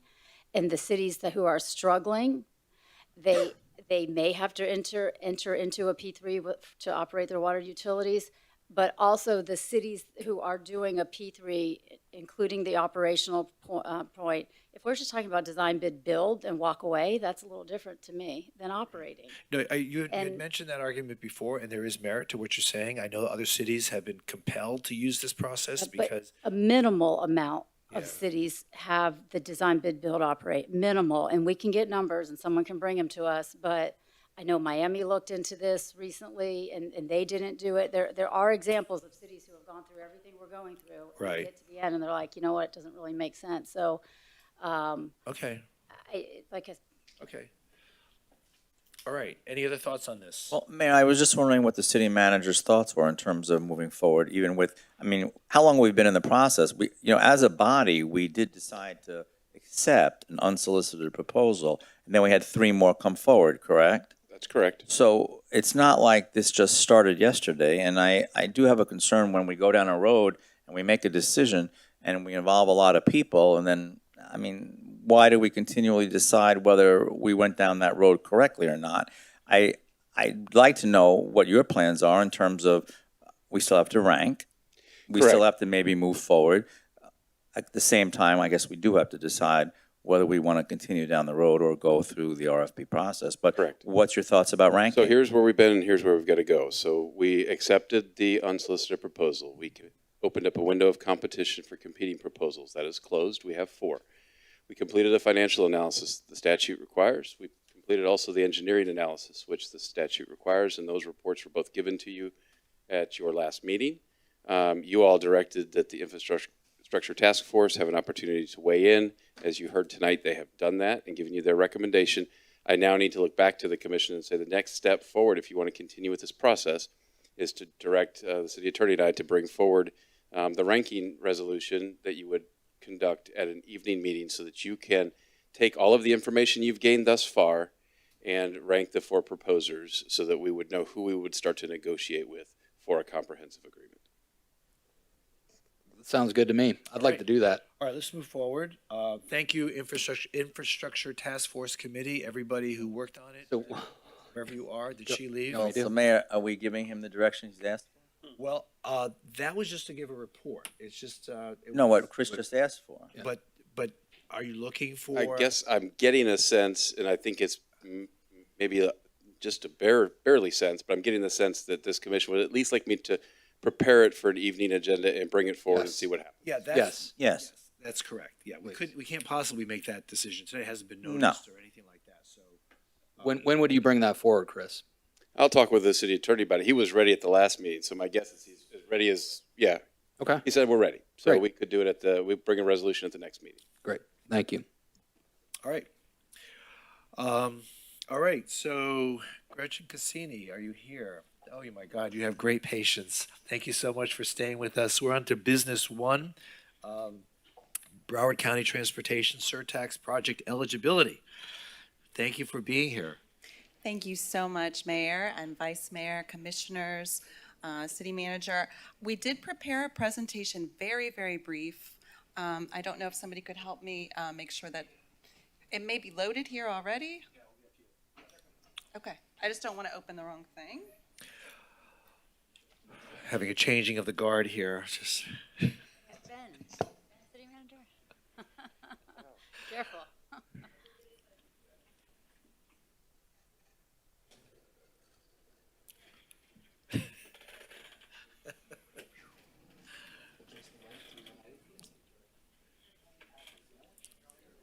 Oh, Arapies. I have to say, man, for dinner, Thank you. it's really. Would you like me to go ahead, Mayor, or are we waiting? Yes, please go ahead. Thank you again. Thank you so much again. So we were asked to come and talk to you a little bit about the program. I know that the primary focus is going to be on eligibility, and I do have Ms. Wallace, the Surtax Legal Counsel here, that will be able to speak to that. But I did want to take the opportunity to talk with you and the citizens about the program itself. So MAP Broward, the Mobility Advancement Program funded by the Penny for Transportation, is built actually on 5 major goals. It is a 30-year project-based plan. I know many of you know about that. It started on January 1st of 2019, so we're just beginning our 3rd year of the program, 2 of which were in a pandemic, but we are very proud of the progress that we've made. We're focused on creating connectivity, improving our transit service, traffic system management, which is also congestion management, enhancing multimodal options, and ensuring economic development and benefits to the businesses and to the people of this community. The three foundational elements of transparency, accountability, and resiliency have to do with the way that we communicate, the way that we provide information to the public when our oversight boards meet, and also our public dashboard, which I'm going to talk about just a little bit. So again, there are some main components of the program. The county's transit system, both operations and capital, the county's public works capital projects, and then we also have three components that are focused on the municipal partners. The community shuttles, at the time that the surtax passed, there were 18 community shuttle programs, and I know City of Fort Lauderdale has one of those. Then we have municipal capital projects, which are evaluated, ranked, and recommended through the MPO surtax services agreement. We have the municipal rehabilitation and maintenance projects. And then we have, of course, all of the supportive services around planning, legal, program management, as well as our innovations auditor and our economic and small business development. So I wanted to start focusing in on the City of Fort Lauderdale. City of Fort Lauderdale applied and was allocated a total of $9.5 million in the first cycle. That first cycle occurred in 2020, and there were municipal capital projects as well as rehabilitation and maintenance projects. And one of the things that we've been working with the Oversight Board about is how to bring some more rehabilitation and maintenance projects that are really high priorities for the municipalities to fruition. They've encouraged us to bundle rehabilitation and maintenance projects with capital projects, and I think we're just trying to work through how exactly that will occur. So what's the status of the municipal projects for Fort Lauderdale, applied for and project managed by the city? Well, we have one executed project funding agreement, which is what PFA stands for South Ocean Drive Bridge Maintenance. And I'm happy to report that since we published and finalized this particular presentation, another bundled project, which is for Northwest 15th Avenue safety and mobility improvements, as well as, so it's Fort Lauderdale 122 and Fort Lauderdale 162, just submitted their checklist documents yesterday, so they are in legal right now. So beyond the projects that are actually managed and were applied for and sought by the City of Fort Lauderdale, what else is happening that benefits the City of Fort Lauderdale? There are also $62 million worth of county projects, both public works primarily and some transit infrastructure, that are occurring within the municipal boundaries. There's $35 million worth of county-wide projects which will in some way provide benefits to the city and its residents, and of course the $18 million for your municipal Gretchen, project. can you send us what those projects are? I actually have them if you'd like me to provide them to the clerk. Could you please? Absolutely. So these are county projects, county-wide projects, and municipal projects. Now, just so that everybody understands, there are two pots of money here. One, 90% of the money raised is under the jurisdiction of the county, and 10% of the money raised is allocated amongst the 31 cities in the county. So could you explain to us from which pot of money those line items are being drawn from? Can you go back to the previous slide? Absolutely. Something jumped there. So let me first There you go. correct that conception. The county, the municipalities, the 29 that participate, and the MPO, which is here with me today, signed an interlocal agreement that provided a minimum annual guarantee, referred to as MAG, for municipal projects, inclusive of community shuttles. That's a minimum annual guarantee of surtax revenues. We've been funding far above that minimum annual guarantee. In first cycle, it was approximately 40% of the annual revenues actually went to municipal projects. So the idea that there's 40% of the total? yes, Okay. that there's a 90-10 split between the county and the cities has not been the case. All the way through 2026, which is our current 5-year plan, we are funding well above the MAG in each of those years. And we actually have an agenda item going to the County Commission on the 22nd of February that's recommending additional funding for 20 more municipal projects, capital projects, all the way through all of their phases from cycle one. So another $64 million worth of investment in municipal projects. So of the 62 million for county projects, 35 million for county-wide projects, from which pot of money is that coming from? It's coming from the counties. It's County's not coming from the city's portion at all. That comes primarily through county public works. Okay, all right. That's important to be clarified that's because it new. was confusing, and I think, and the other 18 million comes from the municipal portion. The city side, yes, sir.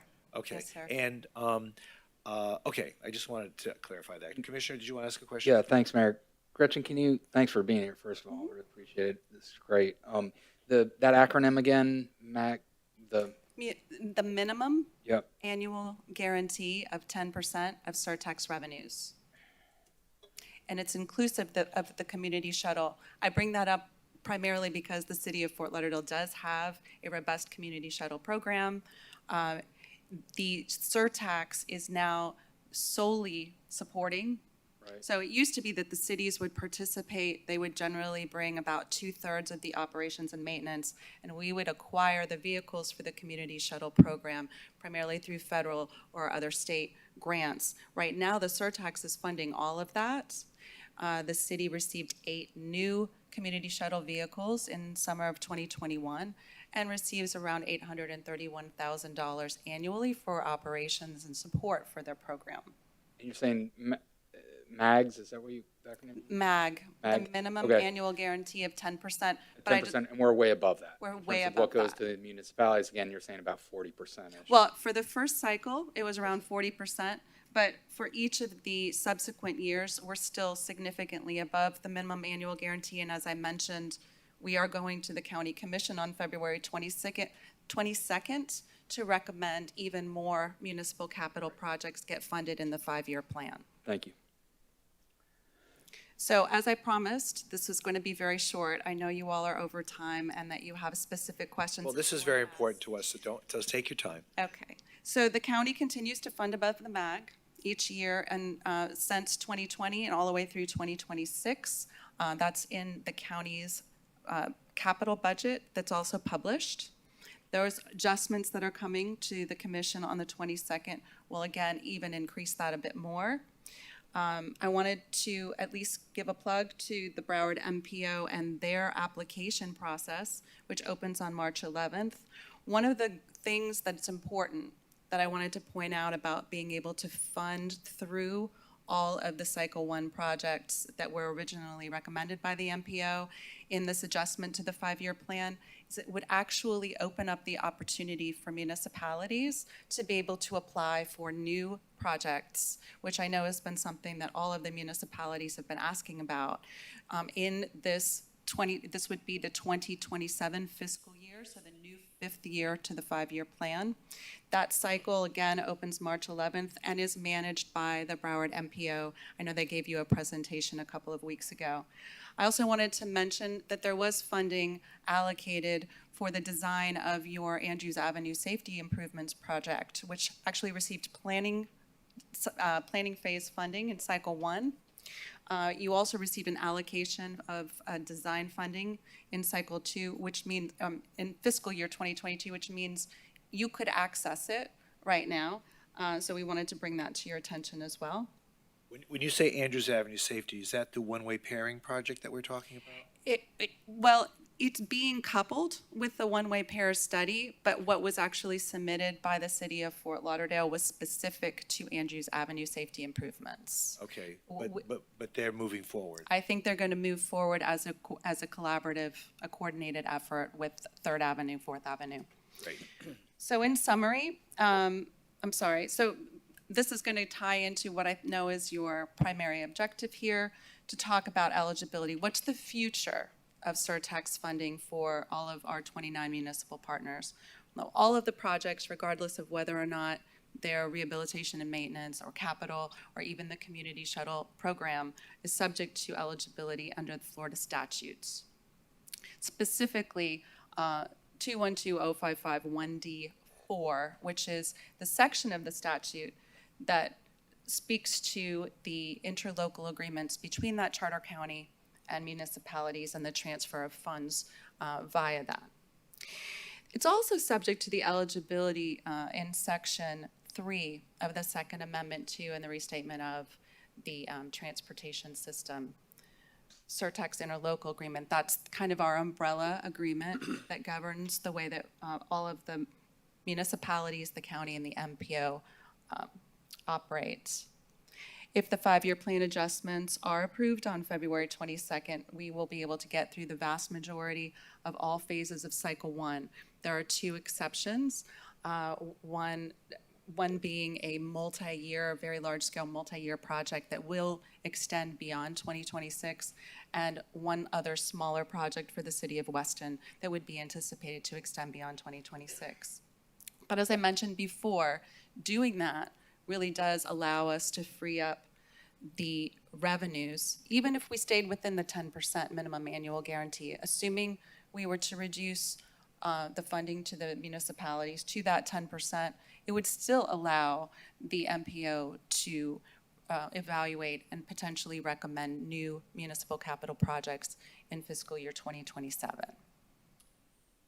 And with that, I'd just like to say thank you again for having us, for giving us an opportunity to communicate with you, our partners, and we'll take any questions. All right, great. Can you flip back to that slide where you talked about the goals of the 1 cent sales tax, Yes, sir. please?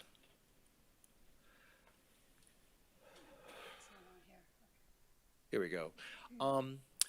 So you may have heard about this little project that we're thinking about here in Fort Lauderdale that might be of regional significance. We believe it'll create connectivity, improve transit service, help with traffic system management, enhance multimodal options, and ensure economic development and benefits. And of course, it has to do with the train system that runs through our city and the discussion of applying some of the ones, looking to apply some of the 1 cent sales tax money to, now this commission has voted the option of trying to build a tunnel through the city.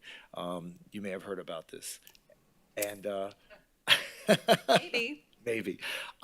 Would a project such as this be eligible to apply for and qualify for funding that could be used to help finance this project? Well, I believe, and Ms. Wallace is approaching, but I should just point out that there have been aspects and elements of the Broward commuter rail study. The county has a responsibility under the PD&E, under the terms of the Memorandum of Understanding with FDOT for the PD&E, that have already been funded and deemed eligible under the surtax and are currently being funded, portions of our responsibility. So I'm going to let Angela speak to Okay, anything great. else. Hi there. Hi there. Good afternoon. Angela Wallace with the Broward County Attorney's Office. And so the tunnel would be part of a rail system, and the surtax statute allows for funding of what they call fixed guideway systems, and rail systems are fixed guideway systems. What occurs, or the outcome as it relates to that particular project, is still under review in terms of what alternative will be selected through the process, and the county is following the FTA required process so that it would hopefully be competitive in the federal funding process for a capital improvement grant. Right, I'm aware of that. Right. But should the county commission as well as the MPO agree with the city of Fort Lauderdale that the tunnel option is the option we're going to be seeking funding for, is the county prepared then to participate in some of the match that may be required by the federal government in order to move this project forward? That's a determination that has not been made by the county commission yet. I know, but based on your understanding of the interpretation of the enacting language here for the 1 cent sales tax, does it qualify as does it qualify under any of the definitions that currently exist? I know ultimately the county commission has to vote for it, but I'm saying, does it qualify under the current definitions for improved capacity or any of the other items, other goals that I mentioned, does it qualify under the statute as amended? So the goals were created by the county commission. The statute outlines the eligibility criteria for expending the funds, right? And a fixed guideway system, which is a rail, and all components of the rail system are eligible for surtax funding. So the answer is yes. Okay. May I ask, Mayor, one question? Is that also, Angela? I'm sorry, hi. Is that also under the ILA? Because I know we have two components. We have the statute and the ILA. Would it be covered in the ILA? So the ILA outlines the criteria for, so the ILA doesn't list rail because the ILA addresses municipal capital projects, and the municipal capital projects are road improvement projects. The statute allows for transit, fixed guideway, bus rapid transit, and road and bridge improvement projects. So the cities are not, so the transportation, public transportation operator for the county is Broward County. So we enter into agreements with municipalities that are part of our transit system to operate community shuttle, but it's not something that would be governed by the umbrella agreement with regard to the funding that the county provides to municipalities within the MAG and what those funds can be used for. That is specific to Section 212, 4D1, right? That refers to the municipal projects and what the funding can be used for under the municipal projects. Thank you. So does that answer your thank you. question? It does. I just wanted to make sure that the lack of reference to it in the ILA wouldn't be a bar to the statute's permission. Is that exclusive? So no, so the purpose of the umbrella agreement, which is now, the current version is the Second Amendment to and restatement of the Transportation Surtax Interlocal Agreement.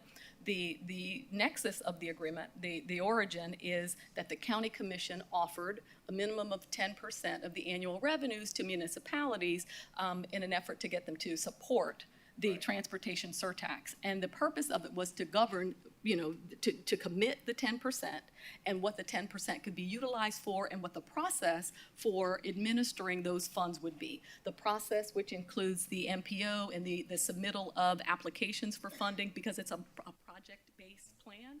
So it provides for the 10% minimum annual guarantee, the process utilized by the MPO for submitting applications for funding for projects, the MPO ranking those projects and recommending them within their ranked order to the county commission for funding. So that's the purpose of that agreement. So Right. the structure is to provide them the funds and how the funds are administered to municipalities, not to govern the county's use of the other portions of the money for county purposes. Okay, all right, good to know. Excellent. Any other questions? Yeah, question. Go ahead. So, Alan, I didn't understand all that, but are you feeling good? No. I understood it. Fast, a little technical. IQ way above mine, so I just want to make sure you're feeling good. On the tunnel issue, yeah. Yeah, okay, good. There's other issues with the ILA because we had some limitations on bargaining at the beginning, but so there's other criteria you've asked about in your previous meetings that, are covered by the ILA that you probably take exception to. Yeah. But for the tunnel aspect, yes. Okay, great. So thank you, Nicole, for being here. What can we do to make your job easier or better partner with you and Gretchen? How can we, I know we missed Valentine's Day, but what else can we be doing collaboratively? Cupcakes, Steve. So submit the checklist and the documentation. Okay.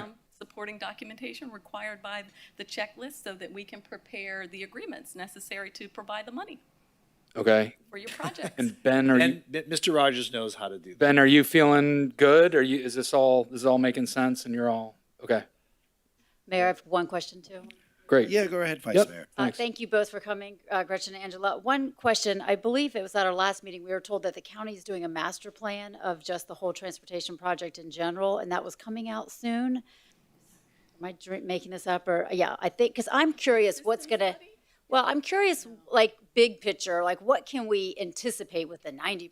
Like, what are we really doing? I mean, I care about the tunnel also, but I want to know kind of what else is coming next. And maybe we were talking about it that, yes, we were. Brian. So the system study is to specifically study the corridors where, and make recommendations regarding corridors where bus rapid transit, which is BRT, and light rail would be most feasible, and to recommend the locally preferred alternative. So it's going through the federal process so that it would be eligible for federal capital improvement grants funding. But so that particular study is looking at various corridors and where those types of transit would be most feasible, and recommendations will come out of there. Isn't it coming soon? Can't we anticipate that soon? Do you want to comment? Maybe. It's projected to be this summer, but I wouldn't want to commit to a time. I don't know the exact time frame, because that has to go through the public outreach and public input process before we get to the locally preferred alternative. And so all of those things are in the works now. Okay, so you are exploring that, because I know we've talked for years about connectivity from the airport to the seaport to the convention center and then the corridor. So that will all be kind of outlined, and there will be some sort of plan of possible funding and routes in the future. So there's an item on the agenda for the 22nd related to, I guess, a study that's going to begin with FDOT and the county regarding connectivity at the airport. So there's an airport-seaport connector and a people mover and with an intermodal center connected to the airport. That process is just about to begin if it's approved by the county commission on the 22nd. Okay, good. That's the beginnings of that process. And that, all these projects will use the surtax dollars and also funding from the federal government, probably matching. I guess that is to be determined by the county commission. That's what you hope. Okay, all right, got it, thanks. And sorry, Angela, I called you a different name, but thanks.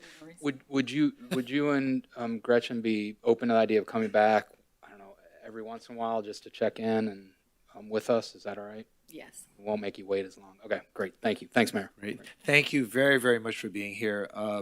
You know, it's really, really helpful for us to be connected. As Commissioner Sorensen said, it helps us understand the processes, and I know this commission really appreciates it. So thank you for all the work that you do. We really appreciate it. And may I make a plug for you all participating with the Oversight Board meetings as well, because I know that our Oversight Board members are looking forward to hearing from the municipalities. We're looking to create kind of a special municipal portion on the agenda for our next meeting, and certainly any of you that would like to participate either in person or virtually and learn more about what's happening with your sister cities or with those big county projects, we welcome your participation. Okay, I do speak with the chair of that committee from time to time.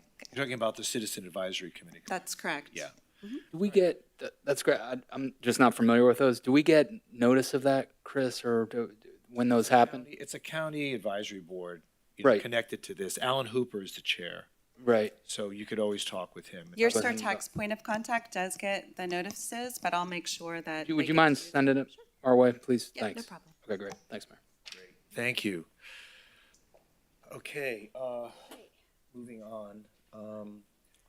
Did I have someone who wanted to speak? No one else. All right, conference reports. CF1, procurement of sexual assault treatment kits from the fiscal year 2018 National Sexual Assault Kit Initiative Grant Audit. Who wants to speak? Thank you, Mayor, Commission. We are going to be presenting that. That will be Megan running through what we did, why we undertook this review, the results of our review, and some discussion related to management's response. So this, Megan Gaylord, for the record, the City Auditor's Office, this wasn't a planned audit as part of our normal planned audit plan that we do every year annually. The reason we took on completing the audit of the 2018 grant was because during agenda review this year, well, 2021 in October and November, when the 2021 grant was coming to the commission, there were multiple questions and concerns based on the information and the CAMs that were going to be presented, which it actually was delayed by a couple meetings because of the questions that we had. So the 2021 new grant moved forward, but with the concerns identified during that review, we went back to the 2018 grant to make sure that the expenditures were properly procured. While we were doing that, we found that they were not properly procured and that they didn't follow the city's ordinance, which in turn, by not following the city's ordinance, would violate the grant provisions and potentially require repayment of the funds if the commission doesn't ratify the contract. So to go into the details of the report, because I think you need the details to see the whole picture.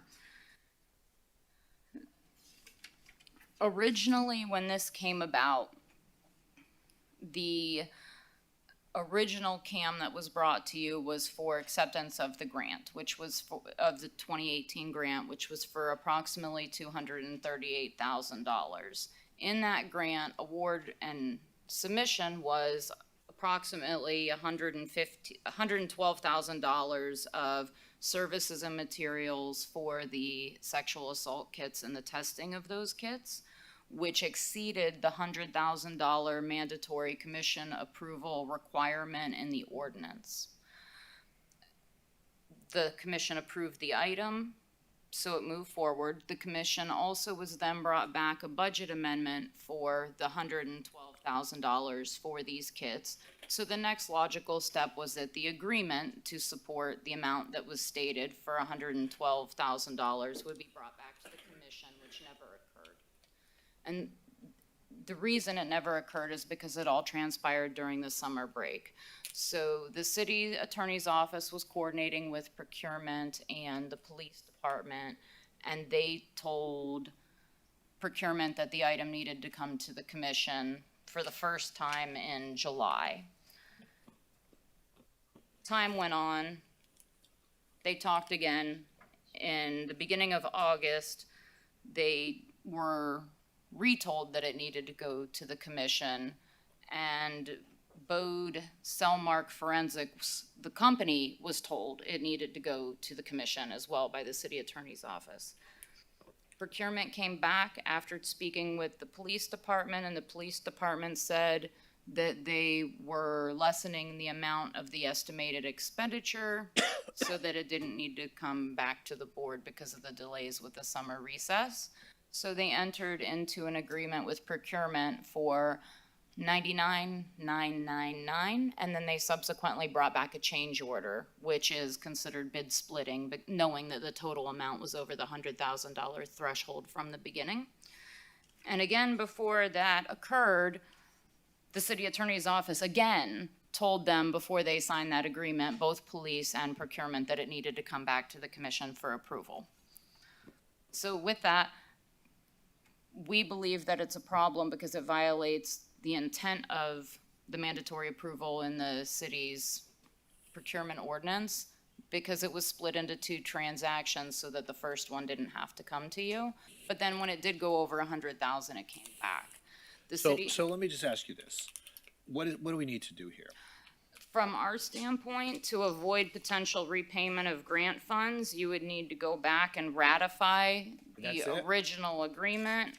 And then we would need you to provide a little bit of guidance for the future. Because if this happened here to get under that threshold, this most likely is not the only time this type of transaction has happened. And per the city's management response, they said that they do this to expedite processes. So we need to know if you're okay with the bid splitting process as standard operating practices. Well, I don't think we. So we would disagree that it's bid splitting. I understand that, and I don't think anyone's trying to violate any of the city processes.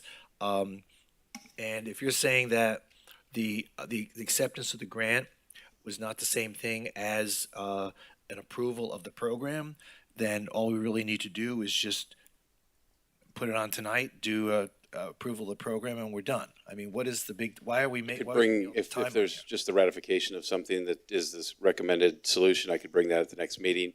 We just offer that appreciate John's services and the audits that he does 99 times out of 100. I agree with him. This one we don't. agree on, and our finance department is prepared to explain why we don't. But if it just requires something, if his recommendation is to bring something and have it ratified at a meeting, I'm happy to do that. And to keep things interesting, I do agree with the auditor, though. There's one aspect of, as you've heard, I think it came to our office 4 times, and we advised it needed to go to city commission. You don't want your staff, regardless of purposes, whether expediency to get things done faster or for whatever other nefarious reason, to come with an initial amount of in excess of your $100,000 and then say, you know what, we want to get this done fast, so let's reduce it to 9999 so we don't have to go to the commission. You do not want your staff to do that, because one day it will be an issue that it's something that you want to vote on or something you want to consider that's not going to come before you because it was artificially reduced below $100,000. And I'm not saying that's what happened here, but we did have an amount greater than 100 that was reduced specifically to 9999 for purposes of getting it done. And I get concerned when we've advised to please go to commission and it's overridden to get it done. And that's my only concern. And I will point out that I was not your manager at the time this procurement was done. And most of the people, I did not work here when this was done. right, most of the people involved are no longer here. The chief of police wasn't the chief of police, and the procurement director was not the procurement director. All right. So all that being said, what are our options? I do remember we let go of a young lady recently, had to do something with bids and stuff. So I don't want this to happen anymore either. So I do think we need to move forward with probably letting people go if this happens. So let me just respond quickly to that if I can, because you had an example of this at your meeting, at the very last meeting, when I brought the Ernst & Young item forward that you all denied. And part of that was because that entered the building at $99,999. That is not a level of comfort for your current manager to just put his signature on it. And so I said it would come to the commission. They dropped it to $89,999 in hopes that that would be a different threshold, like the $10,000 would trigger a different answer, and it did not. And so I can tell you that that's philosophically my belief in how we do things. Although at some point there has to be a number. If the signing authority is $100,000, if it's not 99,999, is it 9,799? You know, what is the number? If it's not 100, what is it? Typically, you end up with issues with bid splitting if you're trying to purchase something that is over the signing threshold and you break it apart. This was a piggyback, which means this had already been competitively solicited, so it wasn't a question of cost. So there was no desire to pay a different amount by splitting a bid. This was a process, and finance can talk to you about it, to move a project forward to get, whether they picked $25,000 or $99,999, was to get moving forward with these kits that we needed, knowing that once it got to a certain level, which is called for in the procurement code, we'd have to come to the commission, to which we did. And so. Yeah, but the $99,999 didn't pass the smell test. That doesn't to me either. You were smart to do what you did, okay? In this case, there was an intent to deceive, and so I respect the audit department to have uncovered this, bring it to our attention. The money's already been spent. Let's just ratify the appropriation and let's just move on. I mean, everyone in agreement with that? Well, I just wanted to know why the management office actually did take the time to respond and disagree. I don't know. Let me turn it over to our finance director and chief procurement officer, who can probably most appropriately answer that, because they guided me in our response on this audit. Good afternoon, Susan Grant, Finance Director, and Glenn Marcos, our Procurement Administrator. Chris has talked about the most of things. Bid splitting, by definition, would be to go below a threshold in order to avoid competition. So that was one of our disagreements here, that competition was not avoided in this process. It was a valid piggyback. So that was number one. And the second one is that when the threshold was hit, it did go to the commission. And I think from that perspective, the processes were working. If I may, though, I do need to respectfully correct that. So the definition of bid splitting is the purchase of equipment or supplies into segments to avoid approval thresholds, not competition. although the definition I looked at and the one we talked about on our phone call actually included to avoid competition as well. But either way, we are happy to bring it back for ratification in an abundance of caution to make sure we're not violating any grant agreements, because I think that's the most important thing. Okay. Well, when the city attorney's office tells someone 4 times not to do it, that's a pretty big red flag for me too. And I called Alan today. That didn't appear in the initial report or in our conversation with the auditor. It did appear in the rebuttal, and I called him today and said, hey, if I had known that. Again, not saying I wasn't here then, but yeah, we weren't here then. So, but I we guess would listen. as a governing body, I hope we are clear in our communication, or at least I'm clear in mine, that I don't want to tolerate anything that's unethical or of course not in our city. So I do want to. I would agree with you. Yeah. I can tell you in 2018 when this occurred, the then city manager and the then city attorney didn't always see eye to eye on many things. So just moving forward. Just Yeah, so no, absolutely. I called Alan today and said, had I known that, of course we would have gone with the city attorney's office recommendation. Got it. Thanks. Okay, any further questions? All right, No, thank again, I still will recommend everybody talk once in a while together, have lunch, just go over stuff, work together, you guys have the luxury of talking to each other. We don't have that luxury of talking to each other. To the city manager's Us. point, he and I have a very good relationship. Our predecessors did not, which is when this time occurred. So I don't think you can have that concern today, but it may be a concern of yesteryear. So. Okay, thank you. Okay, moving on. CF2, City Habitat Conservation Plan discussion. Mr. Mayor, I'm going to invite Angela Salmon to kick this off. This is a process we've been through over a couple of years. We have our consultant here to talk about what it is. This will lead into tonight when we're asking you to authorize us to issue our application for an incidental take permit. Take it away, Angela. This has to do with our sea turtles? Correct. This is in response to some notices we were provided by the state saying if you want to continue to have large events, let's call it what it is, Tortuga. But I noticed in the discussion that it refers mostly to the lighting. What about the sectioning off of areas where there's turtle habitation? It seemed to be focused mostly on lighting. Am I not reading that correctly? Hi, Mayor, Commissioner, Vice Mayor, Angela Salmon with the City Manager's Office. Great question. I'm here to introduce our consultant who helps city staff develop this plan. Okay. She's going to cover the background and then next steps, and then she can answer that question as well. Okay. Thank you. Great. Good evening. Good evening, Mayor, Vice Mayor, and Commissioners. Thank you so much for the opportunity to speak with you this evening. We do have a little presentation to share about the Habitat Conservation Plan. Another acronym I'll introduce you to, HCP, and a few others tonight, so I appreciate your patience as we work through it. As Angela said, I'm going to explain why the HCP was necessary for the city, how it benefits the city, and then I'll describe some important changes that will occur as a result of HCP. Is this the 390-page plan? It sure is. Which is why we're giving you a summary tonight. Okay. So the city embarked on this project as a result of a need to gain legal coverage for impacts to sea turtles that were caused by special events taking place on or immediately adjacent to city beaches. So this plan is a plan for the protection of threatened and endangered sea turtles and their habitat. It outlines specific measures that applicants must follow in order to minimize impacts to sea turtles and the beach, and then outlines specific habitat rehabilitation and educational programs that will mitigate for any impacts that are unavoidable. Fees collected from the special event applicants will help to finance the mitigation that's required under the plan. Having the HCP will better align the city's special event permitting process with the Florida Fish and Wildlife Conservation Commission, or FWC's, review for impacts to protected species that typically occurs when an applicant seeks a coastal construction control line permit, or CCCL permit, from the Florida Department of Environmental Protection, or FDEP. So this is occurring concurrently with the city's special event permitting process. Under the current special event application process, an applicant must seek the CCCL permit from the FDEP, which requires individual review by FWC for impacts to wildlife.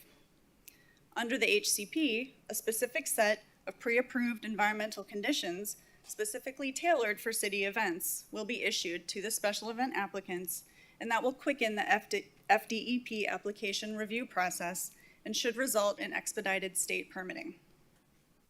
An HCP is a required element of an application for a federal incidental take permit, or ITP, that's issued by the U.S. Fish and Wildlife Service, or the service as I'll refer to it from here on out. So an ITP will protect the city and the special event applicants from liability under the Endangered Species Act should any impacts occur to sea turtles or the habitat during event production. I'm not moving my slides. I'm so sorry. Okay, that was the presentation or the slide that was supposed to be up, and now we'll move to this. So the last time we presented before the commission was back in 2016, where the team received approval to engage a consultant to facilitate HCP development. The city was awarded a $75,000 planning and assistance grant from the service, which is administered by the FWC for HCP planning, and then Ecological Associates was engaged to become the city's consultant. So since the HCP has impacts on the community, including event production companies, local conservation groups, city and county staff, local businesses, and coastal residents, stakeholder meetings were held early on in the planning process, and then again when a draft plan was completed.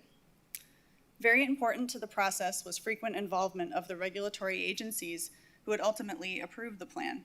So we held over 18 coordination meetings between the city, the agencies, EAI, so that the agency requirements could be assured that they were being met while we were drafting the plan. After 2 drafts were reviewed by the agencies, a final draft was prepared last October, and now we're ready to submit it to the service with that application for the ITP.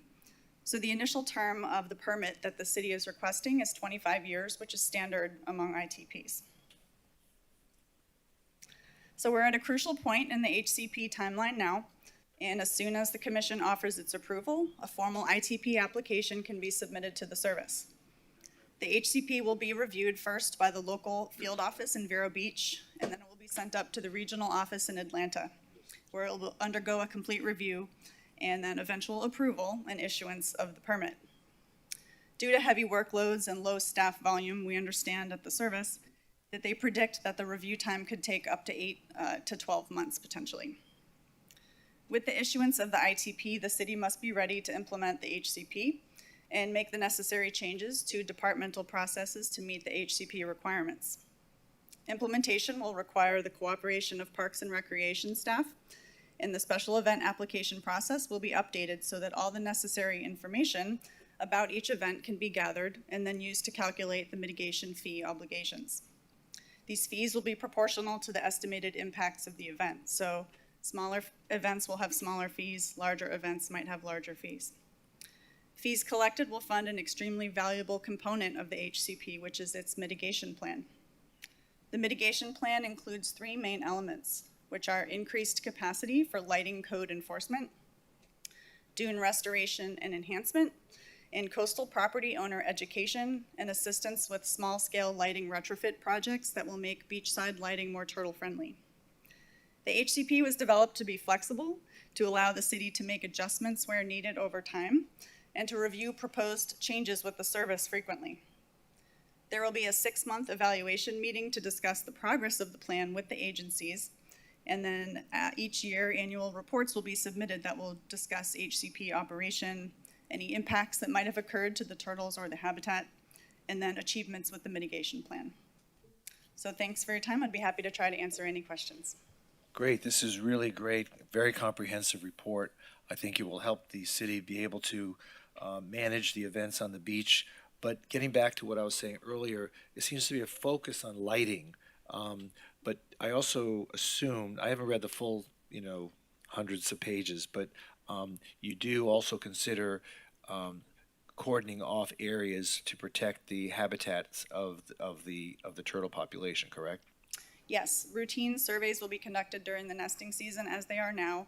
All the nests will be marked off, and in those environmental conditions that we explained, there will be other requirements for the event applicants to do that will help further protect the nests. We have requirements for shielding lights so that the light doesn't trespass further than it needs to. In terms of cordoning off the habitat, we do have dune protection in there, which is already part of the DEP permits anyway. Okay, great. Anyone have any questions? All right, there being none, thank you so Very good. much. Thank you. Thank you, thank you. CF3 legislative update. Who will be giving that? Daphne will be leading this discussion. Daphne, okay. If you folks don't mind, if we could put the commission reports on pause so we could have our CRA meeting, because the people have been waiting for us, and then we can do that later. And then we can either do the commission reports tonight, or it depends how long things take. I know we're gonna want like a half an hour break between meetings. Okay, good evening, Ms. Sandville. Good evening. Am I speaking into the mic? I know I've had difficulty before. Afternoon, excuse me. It's dark. Good afternoon. Daphne Sainville, Government and Economic Development Manager. I'm going to do a brief overview of what's happened so far in Tallahassee. It is week 6 this week. I was up there last week, week 5. And right now they have passed this, well, the Senate has passed their General Appropriations Act, so their Senate budget proposals. Today, actually not today, the House is going to vote today, later on this evening, on their House appropriations proposals. There's several $1 million in difference between the two budgets, which they are going to come together in the next 2 weeks or so, announce a budget conference where they come together to reconcile the budgets and determine everything. We have 5 projects in the budget, or that we have put in requests for. The first is the community court program, where we requested $100,000. Representative LaMarca is carrying that for us. We have the Tarpon River Environmental Maintenance Dredging Project, in which we asked for $100,000 to kick off our design and permitting. It is in the House and Senate proposed budgets. The Fort Lauderdale Melrose Manor Stormwater Project, that's our big ticket item. We requested $1 million. We're currently in play in the House budget for $500,000. Our summer enrichment program, which is something new, that was brought forward by our chief education officer. We asked for $317 and change, and we are in play with $200,000 in the House budget. We're working on the Senate. And we have our Rapid Rehousing Homeless Collaborative, in which we asked for $200,000. And you've noticed that there are 2 that I did not say are in play because we're still currently working on them with our lobbyist. So that's the brief budget update. Affordable housing has been funded for about $200 million and change in the Senate. That's their proposal. In the House, they're looking at $337, which is close to the $340 and change million that the governor has recommended in his governor's budget. So they're still far apart when it comes to Sadowski affordable housing funds, but we're looking to see that the House takes a lead this year and sticks with their numbers. Daphne, is that considered fully funded, the governor's budget, Sadowski? Correct, yes. Fully, 100%. So the other Senate and House are not quite fully funded? They're not quite fully funded. That's why they're looking to support the House's version, because it gets them close to that 400 number of fully funding Sadowski. Last year, as I reported, last year they had passed a bill that said that they could no longer raid the Sadowski Housing Trust Fund, so that it would remain fully funded rather than raiding it to balance the budget. But then they also built in a fail-safe where they are now funding resiliency projects with that money. So there's the tiny loophole where now the fully funding isn't in the 400 millions, but it could be in the 300 or 200. So fully funding is relative in that case. So it's relative, but we can say $355 million from the governor is fully. Correct. But the loophole is there, right? Technically. So you're saying it's funded, but at the same time, you're saying we can do it for something, we can use it for something that it wasn't originally intended for, which is not what we're trying to accomplish. Commissioner, so when they say not fully funded, I'm trying to find the right way to explain it. No, just say it. So they will use it for affordable housing. So they'll fund it. Let's say they do take the House version at 340 million or 335 million. Whereas fully funding in the governor's recommended budget is 400 million. I got that. So that 335, that additional, that 100 million where it would be fully funded, would go towards the LATF, it would go towards resiliency, it would go towards everything else that's fallen into that pot within that line item. So that is the loophole. So the loophole is the difference between the governor's budget and the Senate and House's budget. Correct. And the legislature is not obligated to take this, the governor's recommended budget. Generally, they butt heads over it. But they will. Yes.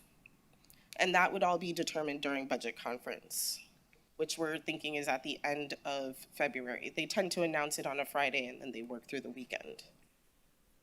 Which frightens me, because I don't know if you all saw the article in the paper yesterday about not low income, not affordable workforce like we know it, just being able to afford a house in South Florida is almost impossible, especially for the income folks between $50,000 and $74,000. So if your income is below that, the numbers got drastically lower. So if you made, say, $20,000, there's no housing ownership opportunity for you. So I've been sitting here for about almost 8 years, and we've been talking about this, Mayor, both as you with as a commissioner and now as mayor.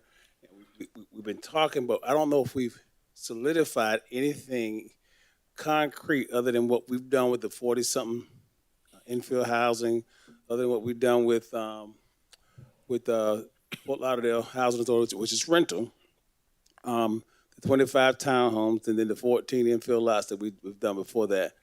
There's nothing that we could put our hands on and say that we, City of Fort Lauderdale, has been able to solidify as workforce home ownership. We've hit it in some other categories with rental, but no one's going to be able to afford real estate here in Fort Lauderdale. I just want to put that in front of us and, see how we can move forward and address that. So when this issue came up, it didn't surprise me based on what's the best way to say this? The majority up there in Tallahassee rating these funds historically, and then now we're trying to put a hole in that bucket, and the hole is really still there, but not completely. And what do we do to really get funding, both on the state and the federal level, to address these issues? I mean, if you don't make $50,000 or $74,000, I mean, 22% of that housing stock is available for you if you have the credit worthiness.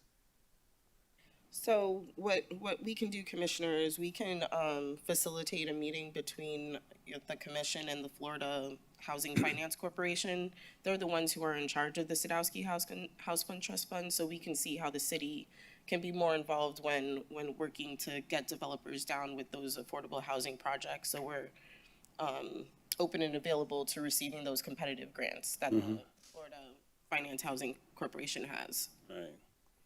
If you own a home now, you can sell it right now, but you couldn't afford to buy one here again.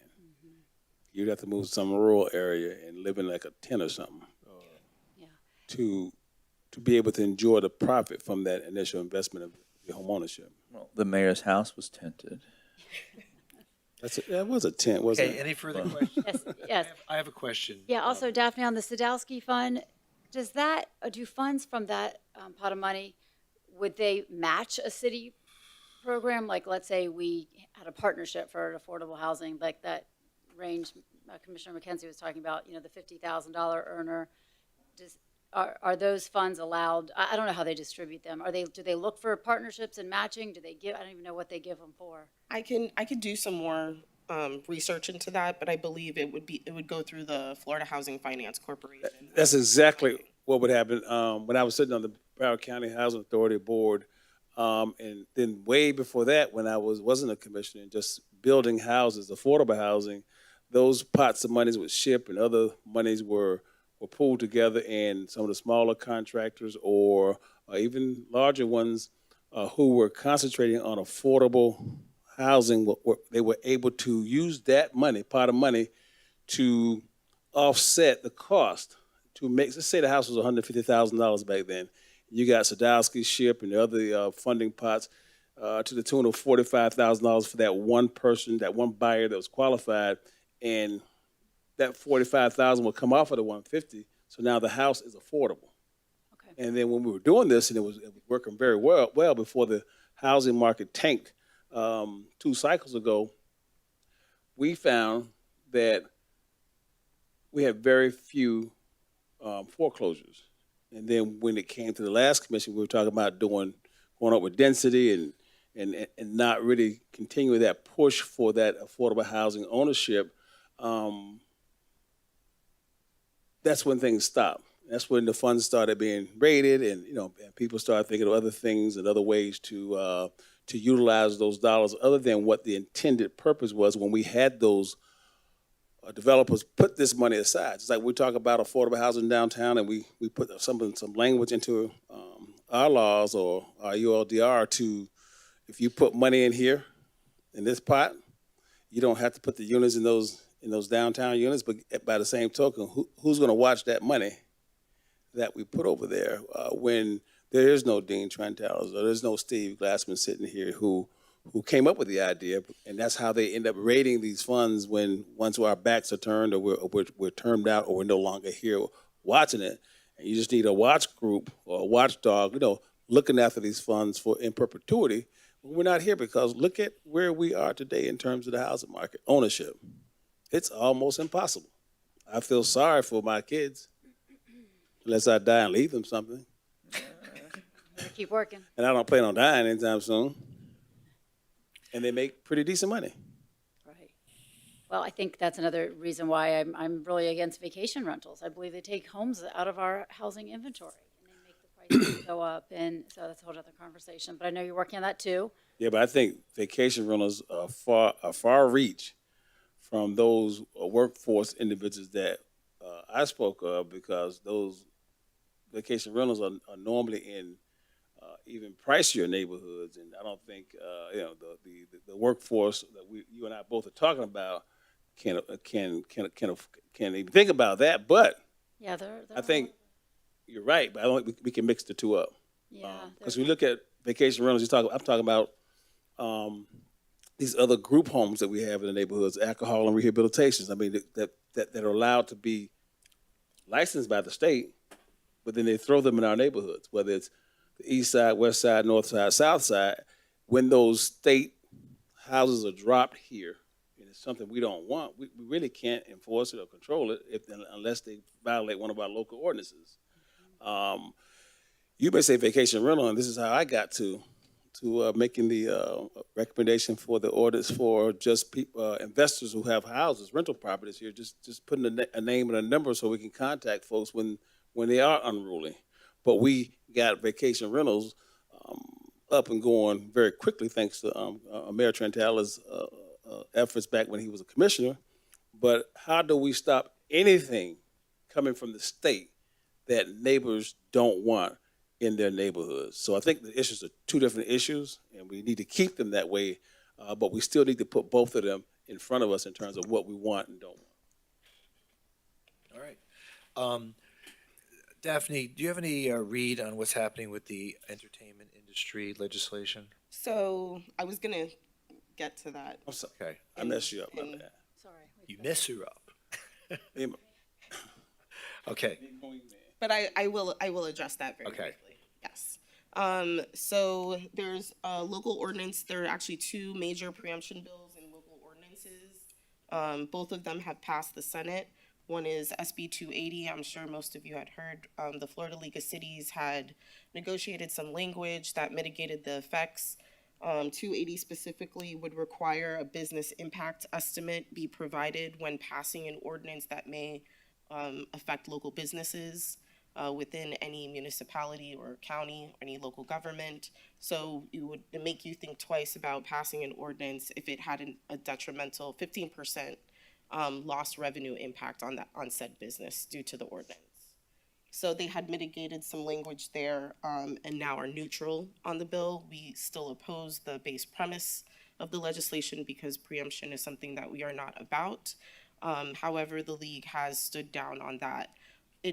On the House side, though, it is in its second committee, and we're hoping that it stops. Committees are starting to slow down in meeting. They only have one more meeting next week, and that's usually what triggers most bills to die. But that's something we're still heavily opposing, but we are monitoring it. Daphne, what was that Senate bill again? The one Two- with 15%? 280. Okay, what's Senate Bill 620? 620 is Burt Harris. That's not, okay, and what's HB 569? 569 is the companion to The Burt Harris? Burt Harris. So that's not the, with the businesses and the 15% that you just mentioned? I apologize. That is the 15% is the Burt Harris. I always get the two mixed up because they're both the major Yeah, I just want to make sure, because I'm going to be bringing forward, Mayor, as we talked about at the last meeting, some items for resolution. I just wanted to make sure, because I had that as SB 620 with the 15%. Right, and I inversed them, apologies. Okay, So no problem. 620 is the Burt Harris. No, 280 is the local business estimate that you have to attach to an ordinance. So Wait, that's why We have 620 as the business damages. Yeah, It's no, 569. no, you Yes. just said it again. Right. You just switched. You SB just did it again. 620 It's not is the Burt Harris. 15%, not Burt Harris. Right, so SB 280, you have to include an economic impact statement. That's 280. 620 for Burt Harris, you have to show that the business has been in operation for 3 years and that there's a 15% negative revenue impact due to the ordinance that you had passed. They look similar in that sense. One requires a business impact estimate and one does not. I guess we can finesse it, but I thought the business damages preemption was SB 620 and HB 569, but That is it is, yes? for revenue. Okay, Revenue is 620. okay, 280 is the impact estimate that you now Okay. have to do when you pass okay. the ordinance. Did the League of Cities weigh in on SB 620 also in HB 569? Did, and it's the same outcome. They Yeah. negotiated language to mitigate the effects, and now they are neutral on it. Neutral. Okay, well, that's too bad. Okay, thank you. Then there is the sovereign immunity bill, in which they raise the sovereign immunity caps to 1 million per person and 3 million per incident. Senator Gruters recently passed that amendment that was adopted, and it would literally bankrupt local governments. So we do oppose that. We do believe that it might come back down to what they wanted originally, which is 300 and 400, or 30 and 40. But we're looking to see if we can just kill that one.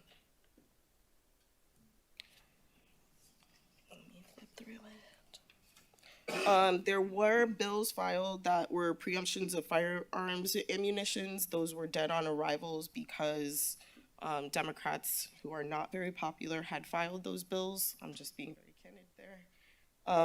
Broadband infrastructure bills were filed. They are still on the move and they're making their way through committees. Tax exemption for affordable housing, that's HB 495.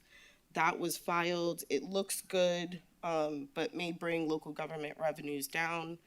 That's something where the league is saying, kind of take a look at where your revenues fall if there was an additional tax exemption for affordable housing. Sad. Keep going. Okay, going into entertainment, our economic development bills, there's a film, television, and digital media project rebate program. It was filed, it's HB 217. It's not moving. It hasn't moved since it's been filed, so we're assuming that is dead. And the Senate version, entertainment industry by Senator Gruters, that one is stuck in the revenue estimating conference, so they're looking at the impacts that it would have should it pass. Then there's the Florida tourism market where they extend the Visit Florida funding deadline or the sunset of that to 2030.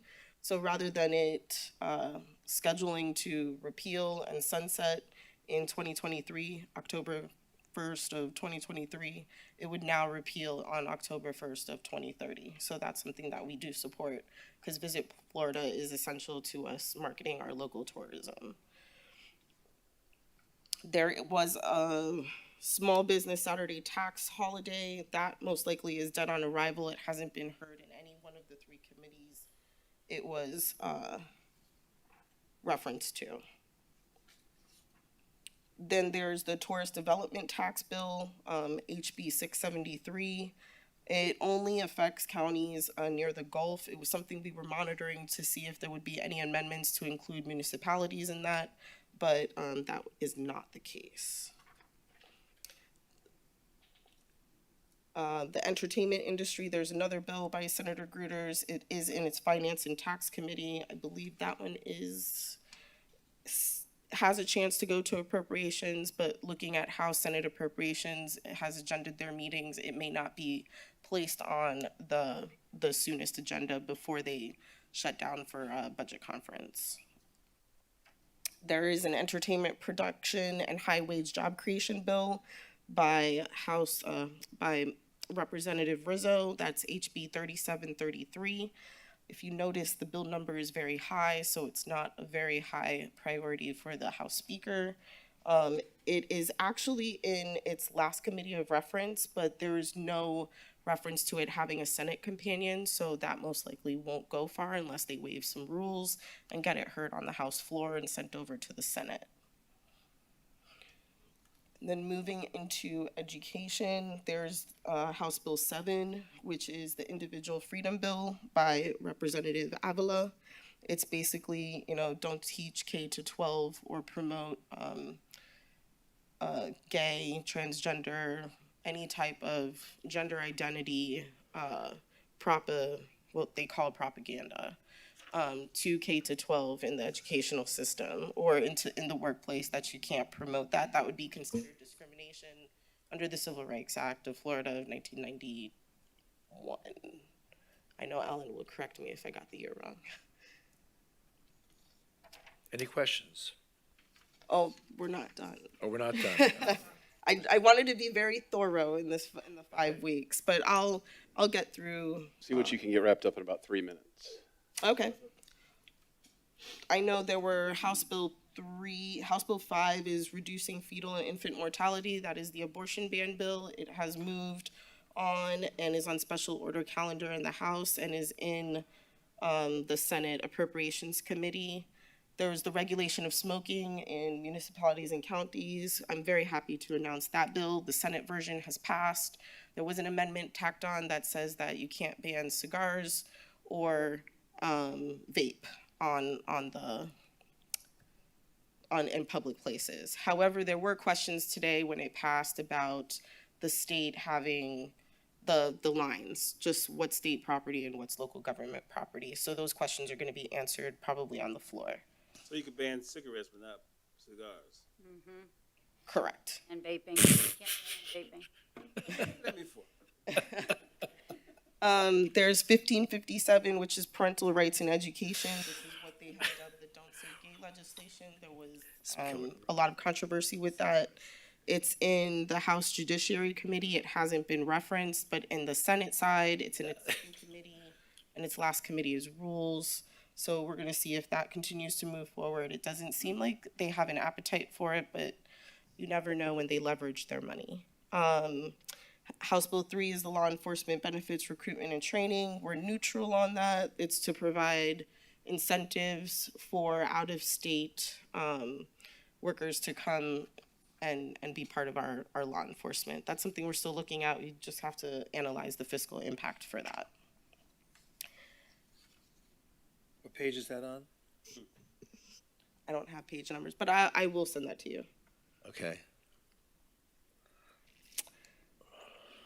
There is also a preemption of local government wage mandates, so we can no longer require our contractors or subcontractors to abide by a living wage, should we have one. And if I missed anything,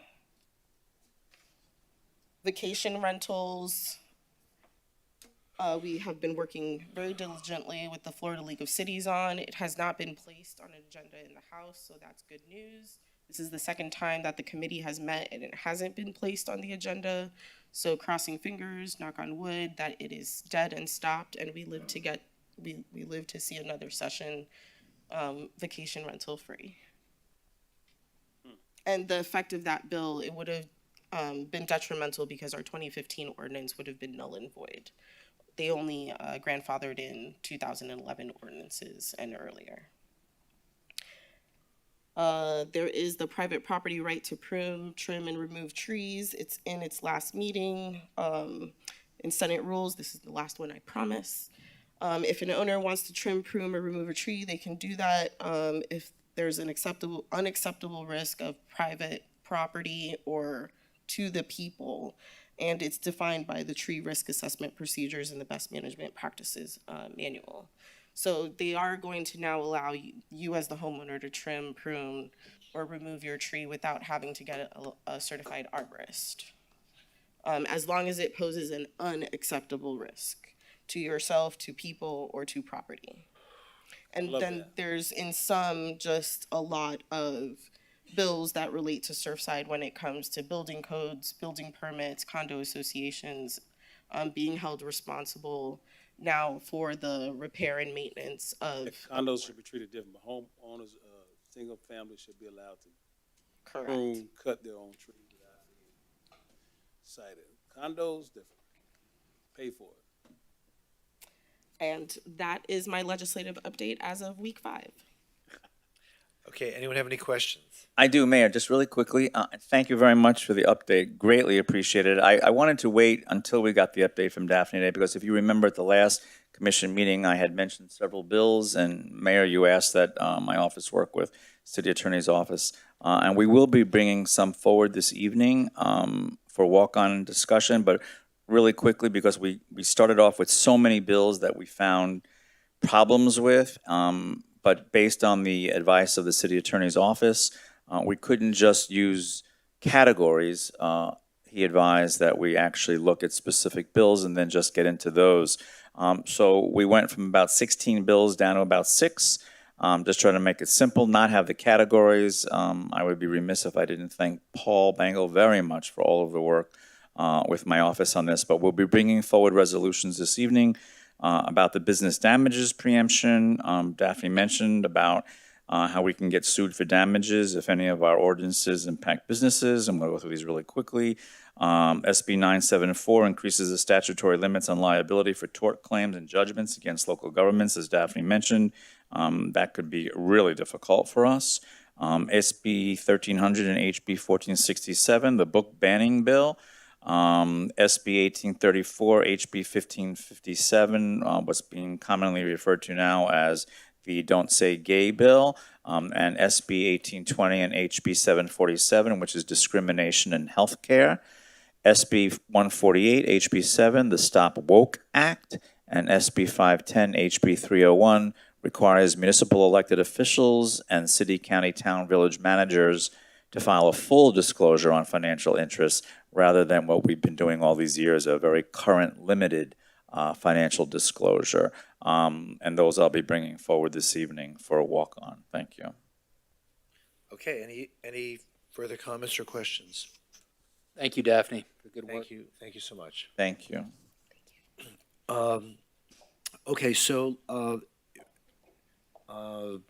before we get on to commission reports, if we could just suspend this conference meeting and move into the CRA meeting. We have just one item there. So I'd like to convene the CRA meeting. If you could please call the roll. Vice Chair Moritas? Here. Commissioner Glassman? Here. Commissioner McKenzie? Here. Commissioner Sorensen? Here. Chair Trentalis? Here. And as soon as it comes up. Okay, there's a motion, M1, motion approving minutes for February 1st, 2022. Do I hear a second? Second. Been moved and seconded. Please call the roll. Commissioner McKenzie? Hey, I was first last time. To see if you remember. It's for the month, isn't it? Yes. For the month, Commissioner. Commissioner Sorensen? Yes. Vice Chair Moritas? Yes. Commissioner Glassman? Yes. Chair Trentalis? Yes, and the Motion to approve minutes is hereby approved. R1, this is a resolution approving an amendment to the Development Incentive Program Development Agreement and the Streetscape Enhancement Program Development Agreement, increasing streetscape funding from $340,374.87 to $490,374.87 for the Thrive Progresso project, authorizing the executive director to execute any and all related instruments and delegating authority to the executive director to take certain actions. Would someone like to introduce the resolution? The resolution's been introduced. Does anyone have any questions? Looking forward to the groundbreaking this week. Okay, so there being no further questions, no further comments, please call the roll.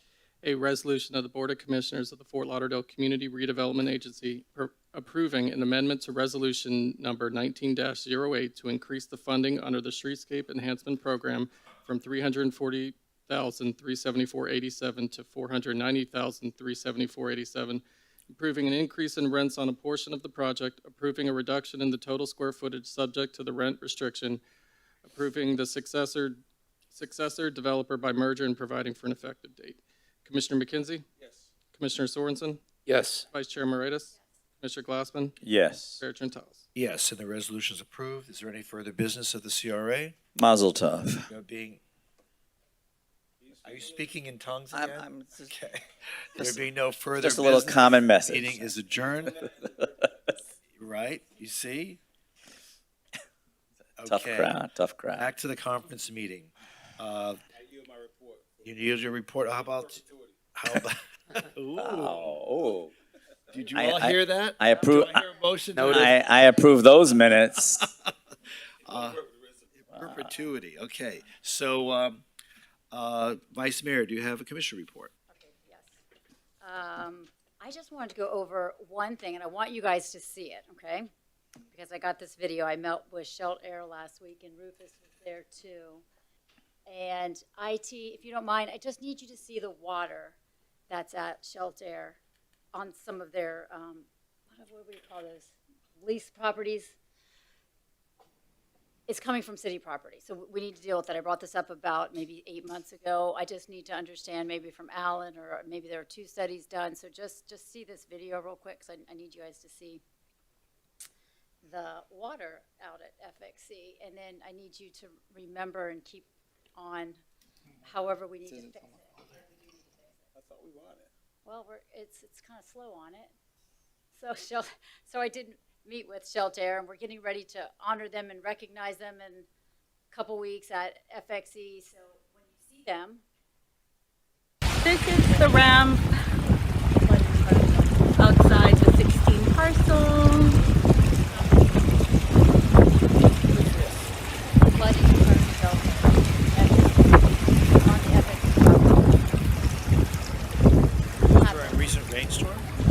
This is, I got this from Shelter. They have waterfront property. What are they complaining about?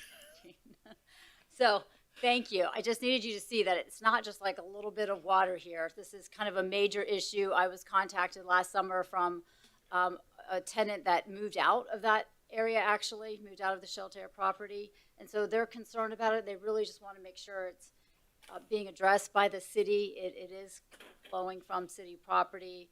So maybe Chris or Rufus, if you could just give us an update on if there's anything that we can do fast. Yeah, so let me, I thought we were working on this. we are, and I'm getting messages as we're, Alan Dodd, why don't you come, since you have some information on the topic, why don't you come respond to the commission, and Rufus, you're the other one working on it, and if we're gonna, your microphone's off. I thought this was always on. Mayor and Commissioners, the area that we're talking about here is on the airport property. It is not a public right-of-way. It's like a driveway in private properties, and we have to treat it that way. So we need to deal with it within the stormwater's permit under the airport properties. And I think that is where our project manager has been trying to work a task order to identify the solutions to fix it within that program, which will involve increasing the swales and probably putting infrastructure under the ground. But because it is within the airport property, it is not part of our stormwater program, and we cannot use stormwater dollars on it. But let me ask you a question. Yeah, go, please. But speak into your microphone. When did this start occurring at this site? You know why? I'll defer to Rufus, who saw it. Because- I believe it started with construction on the stadium site and the removal of the swale areas in there and the reduction of Right. pervious areas to allow water to drain off of the road. Exactly, and that's why I'm bringing it up, because that's when I first heard about it and started talking to manager and your department way before, With Jerry? but it doesn't matter. Yeah, with Shel- But it was a result of something happening. Now this is occurring, and I know what we're attempting to do, and you help me out. If we're trying to make it a part of a stormwater plan, that would take for forever. Yes. Because this happened to me in Melrose Park. Yeah, I got them on the list, but 5 years from now we'll have something probably going in the ground. But as a result of one project, Anthony, being built, another property was impacted, and typically that's what we permit against when we're checking all the boxes to get a permit, that this won't impact your neighbor's property. So if this is the case, this should be rectified like expeditiously and not trying to find a pot of money to do it. We should be like, this happened because this happened, and not trying to use the story of, when we get stormwater fees collected, we will deal with this, because we lost a tenant.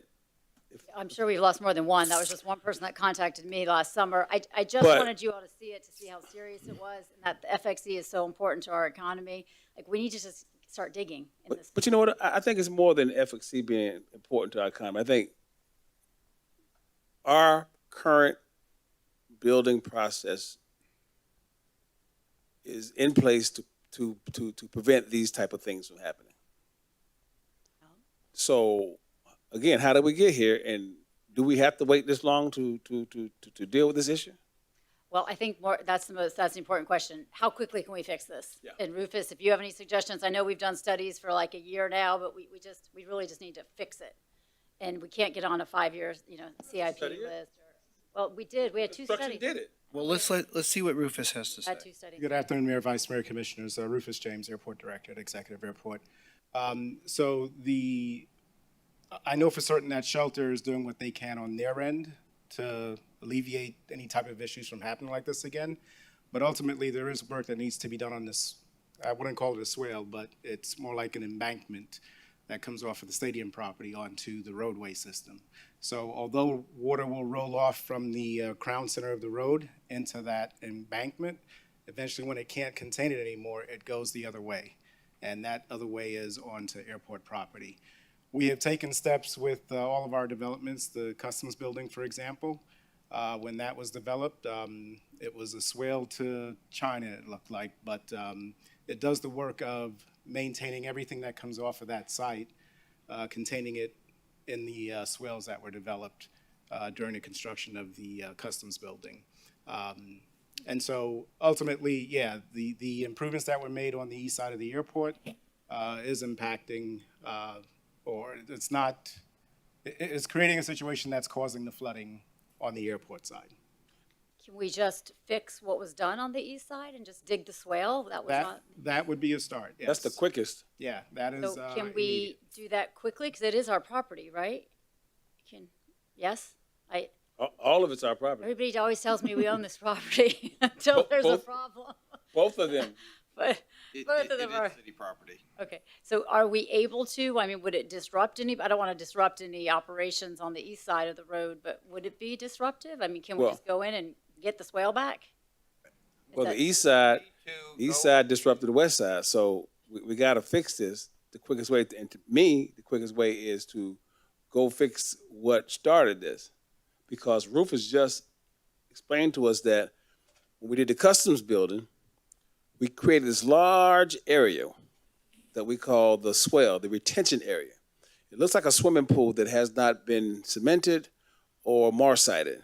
And you see them at supermarkets and all these other large developers. You see these huge swells. I hate them. I hate them, but they work when they're part of the development plan.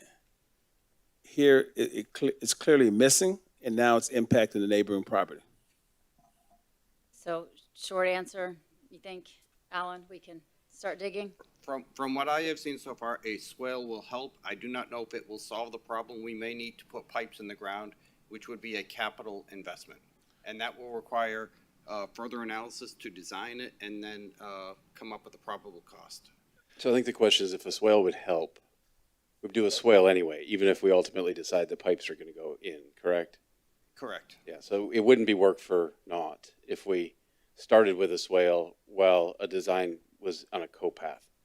Yes, and actually we would want a swale anyway because it will capture it and retain it while it's, to keep it off of the roads. Okay, so let us look at that we can, even if it's not perfect, it's better. Okay, great. Then we get to perfect over So time. when we all see Shelter in March for the 75th anniversary and honor them, we will tell them that we're digging the swale, and they'll at least be happy with that. So that'd be a great update. So, all right, thank you. That's it from me. Thank you. I can't believe a swale alone Well, I would can't either, absorb all that quantity of water. There's still What's that, Mayor? A swale alone would not absorb all that water. You'd have to put some sort of infrastructure piping, as Alan You've said. got to put some capacity. I think long term, but when we put the stadium there, this happened. Yeah, I'm just wondering, So, but you don't see retention those retention at the holes. stadium because we were trying to accommodate parking and other things. Yeah. And maybe we missed something. I don't know, but it's not there.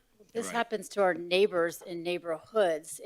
Anytime you walk around a neighborhood, you see the homes being built up after Yeah, they yeah, I tear do them see down, and everybody on both sides gets flooded. So, I mean, this is bigger than just FXE. Okay, But that's another issue. Yep, all right, continue. I'm done. Is that it? Okay. Commissioner Glassman. Thank you for remembering. Thank you, Mayor.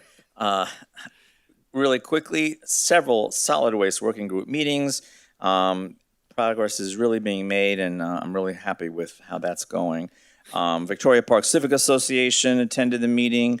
Also, I did want to thank everybody. I received so many nice birthday wishes on the 7th, so thank you very much for everybody. Mine was belated, but happy birthday. Thank you very much. Really, just thank you, everyone, staff, residents, constituents, you name it.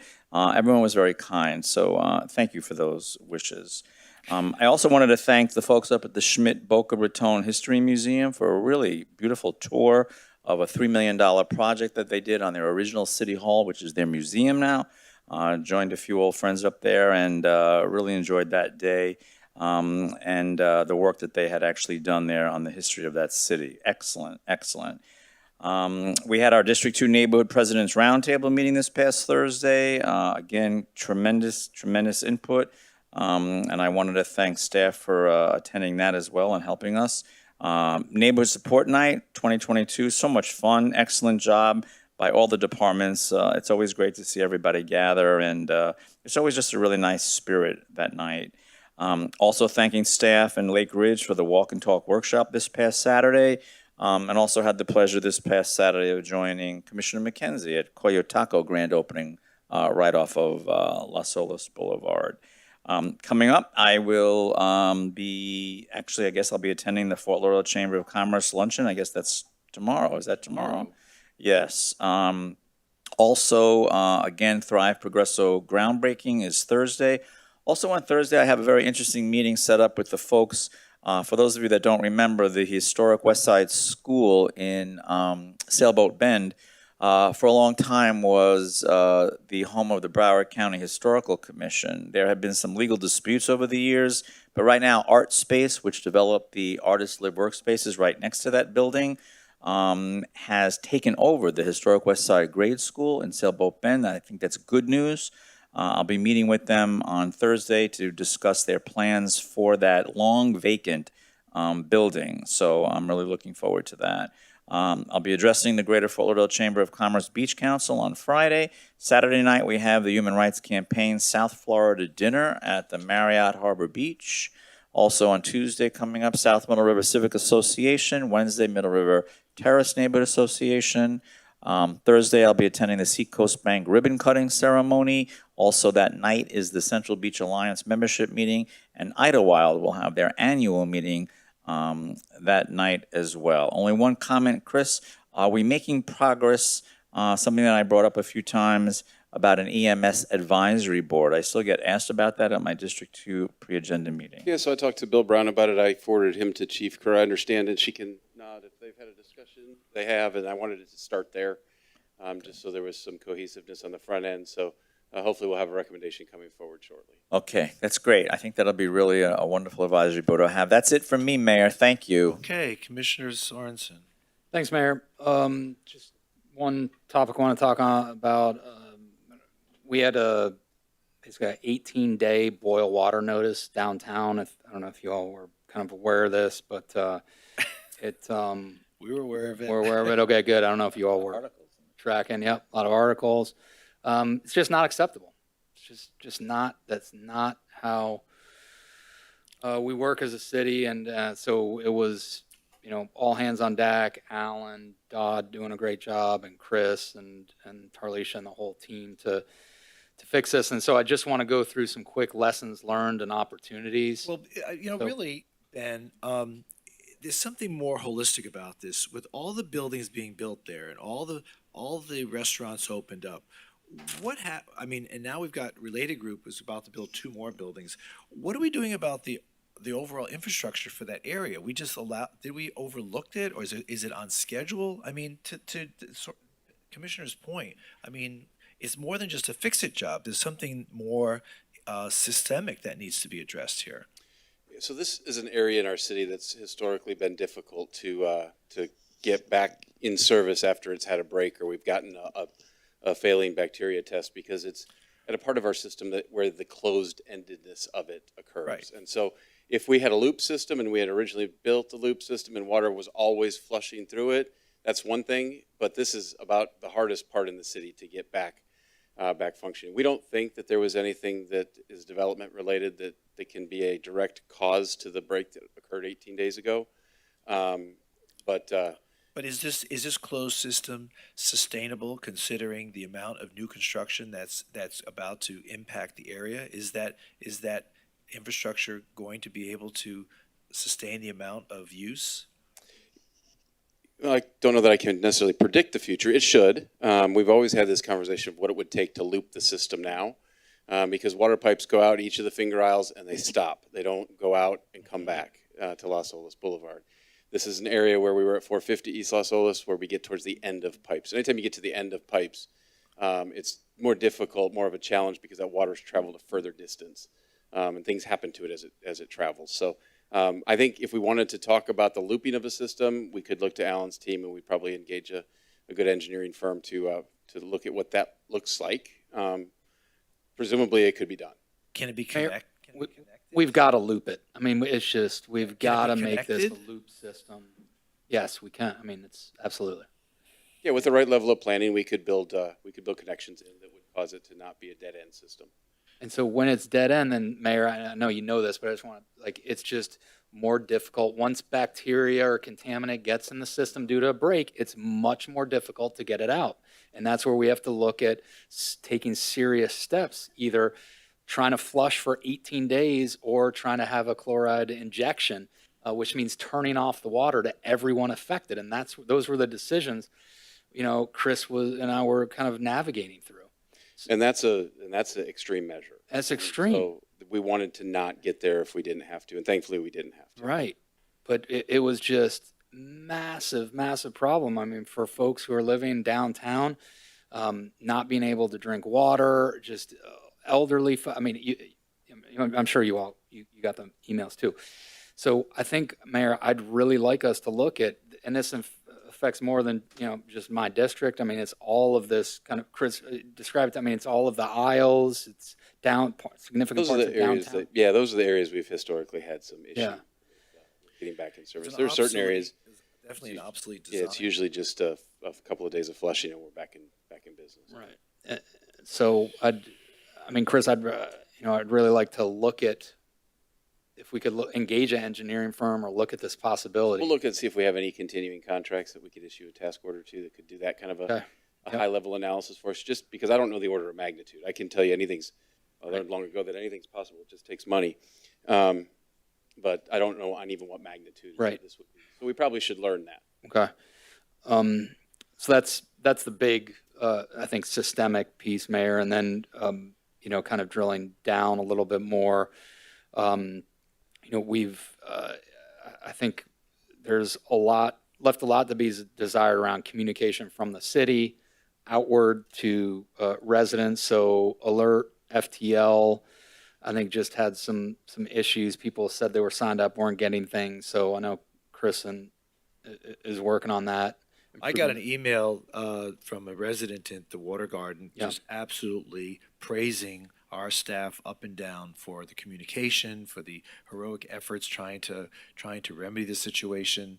And so clearly there are people appreciative of the efforts that city staff made to try to resolve it. But but let us be a wake-up call to it's going to happen again.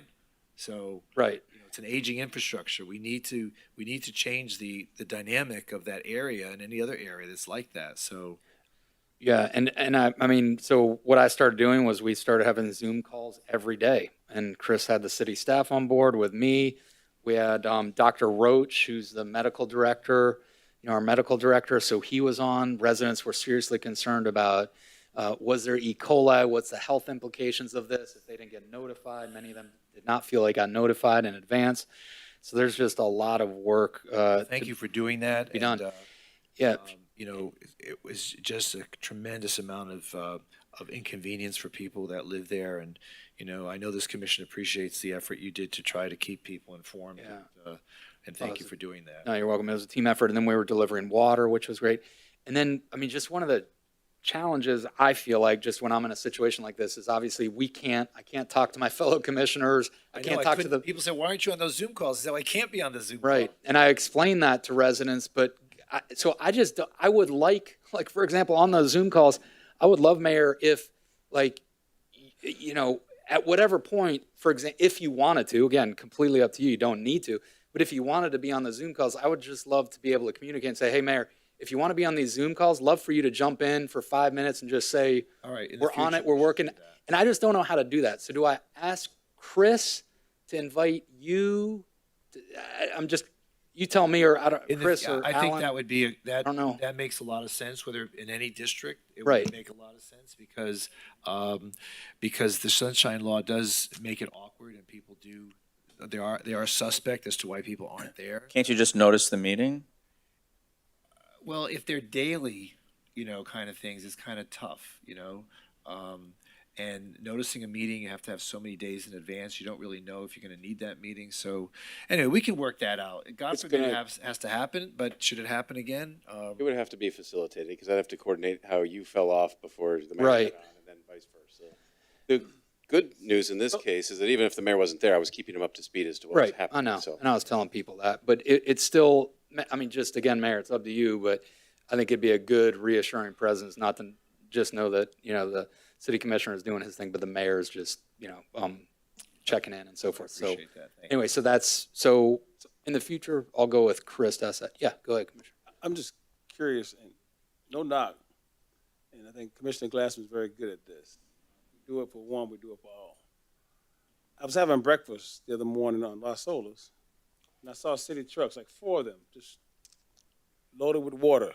Was that the water going to the residents as a result of this pipe or pipes not functioning? I didn't see I didn't what it know looked of like. activity that day, but Commissioner Sorensen just mentioned that, we gave out water. So if this is going to be a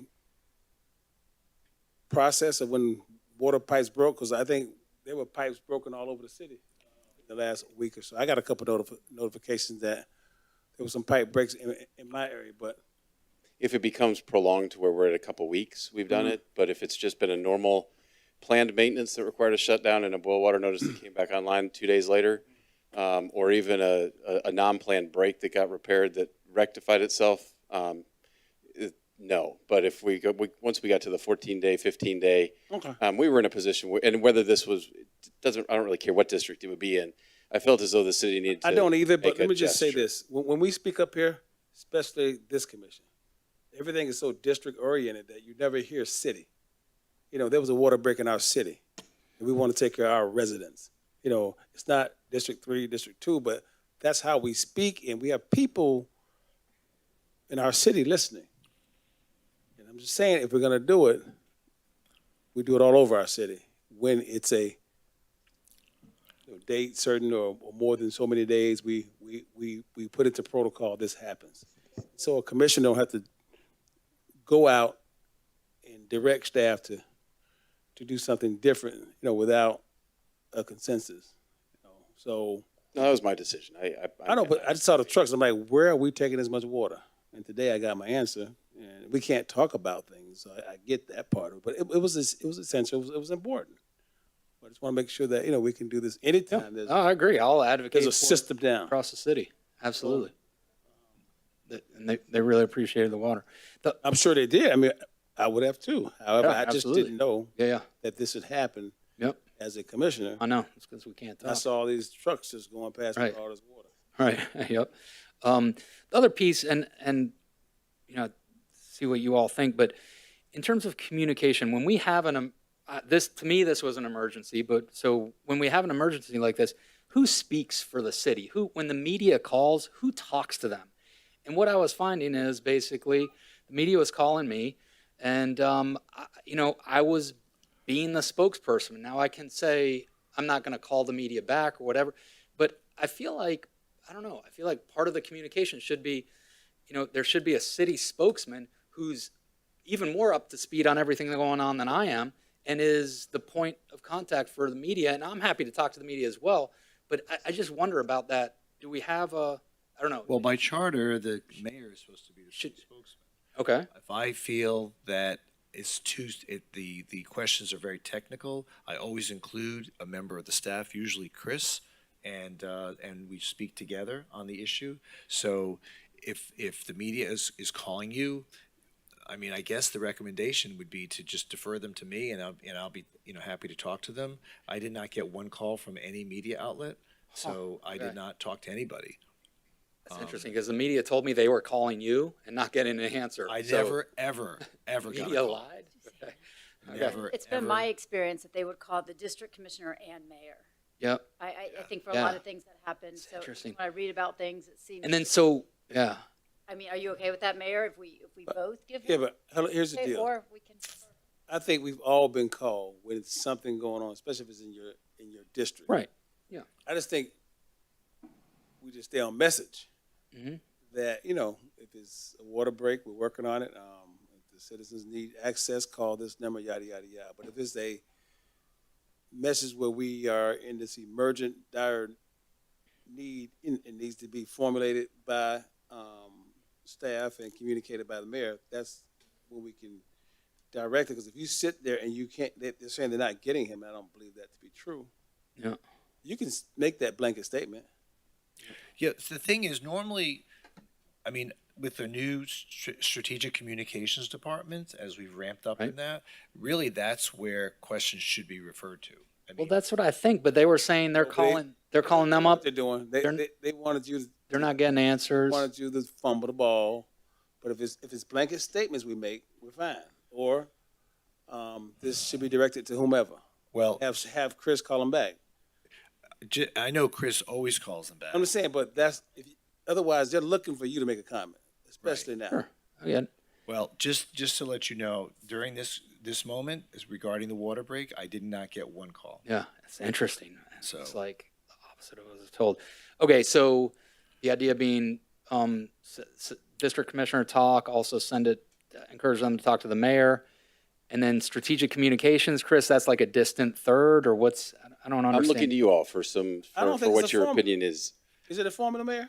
Is it a what? A formula. It's just you typically get them. If you get it, make a. When I get it, I usually respond. If I feel I don't have the technical expertise, I defer it to Chris. I would think in a matter of operations like this that deals with a water main break, that we would want those that are experts to be the Yeah. ones responding. Right. Which would be because who? even I You. would parrot what I find from our engineers. Right. And so, that's not really my statement, but I can go find an answer. So if you want us to, figure out what the question is going to be and who's most appropriate to, it might be an elected official most appropriate to answer it. It might be the public works director. That's what strategic communications was intended to do. Just to protect yourself. Yeah. Instead of putting yourself on the Exactly. spot. Have them. I think that'd be good. When an emergency, it's, okay, Chris. And if it rises to the level we're using the word emergency, then just funnel it to me and let me figure it out. Yeah. Yeah. Well, okay, so it's us talking, say, okay, who's going to speak to this and who's available, okay, and who's going to respond quickly, because it's important, in situations like this, I think it's important to respond to the media quickly because they help disseminate information out, and we want it to be the right information. How about help? They put it out, but they don't help it unless you spin it. Yeah, well, sometimes they can be. Sometimes they're close. Yeah, sometimes they're close. So, okay, and then the takeaways, Chris, many takeaways, but one of the takeaways is flush fast and early, right? You feel like we didn't flush enough water early on?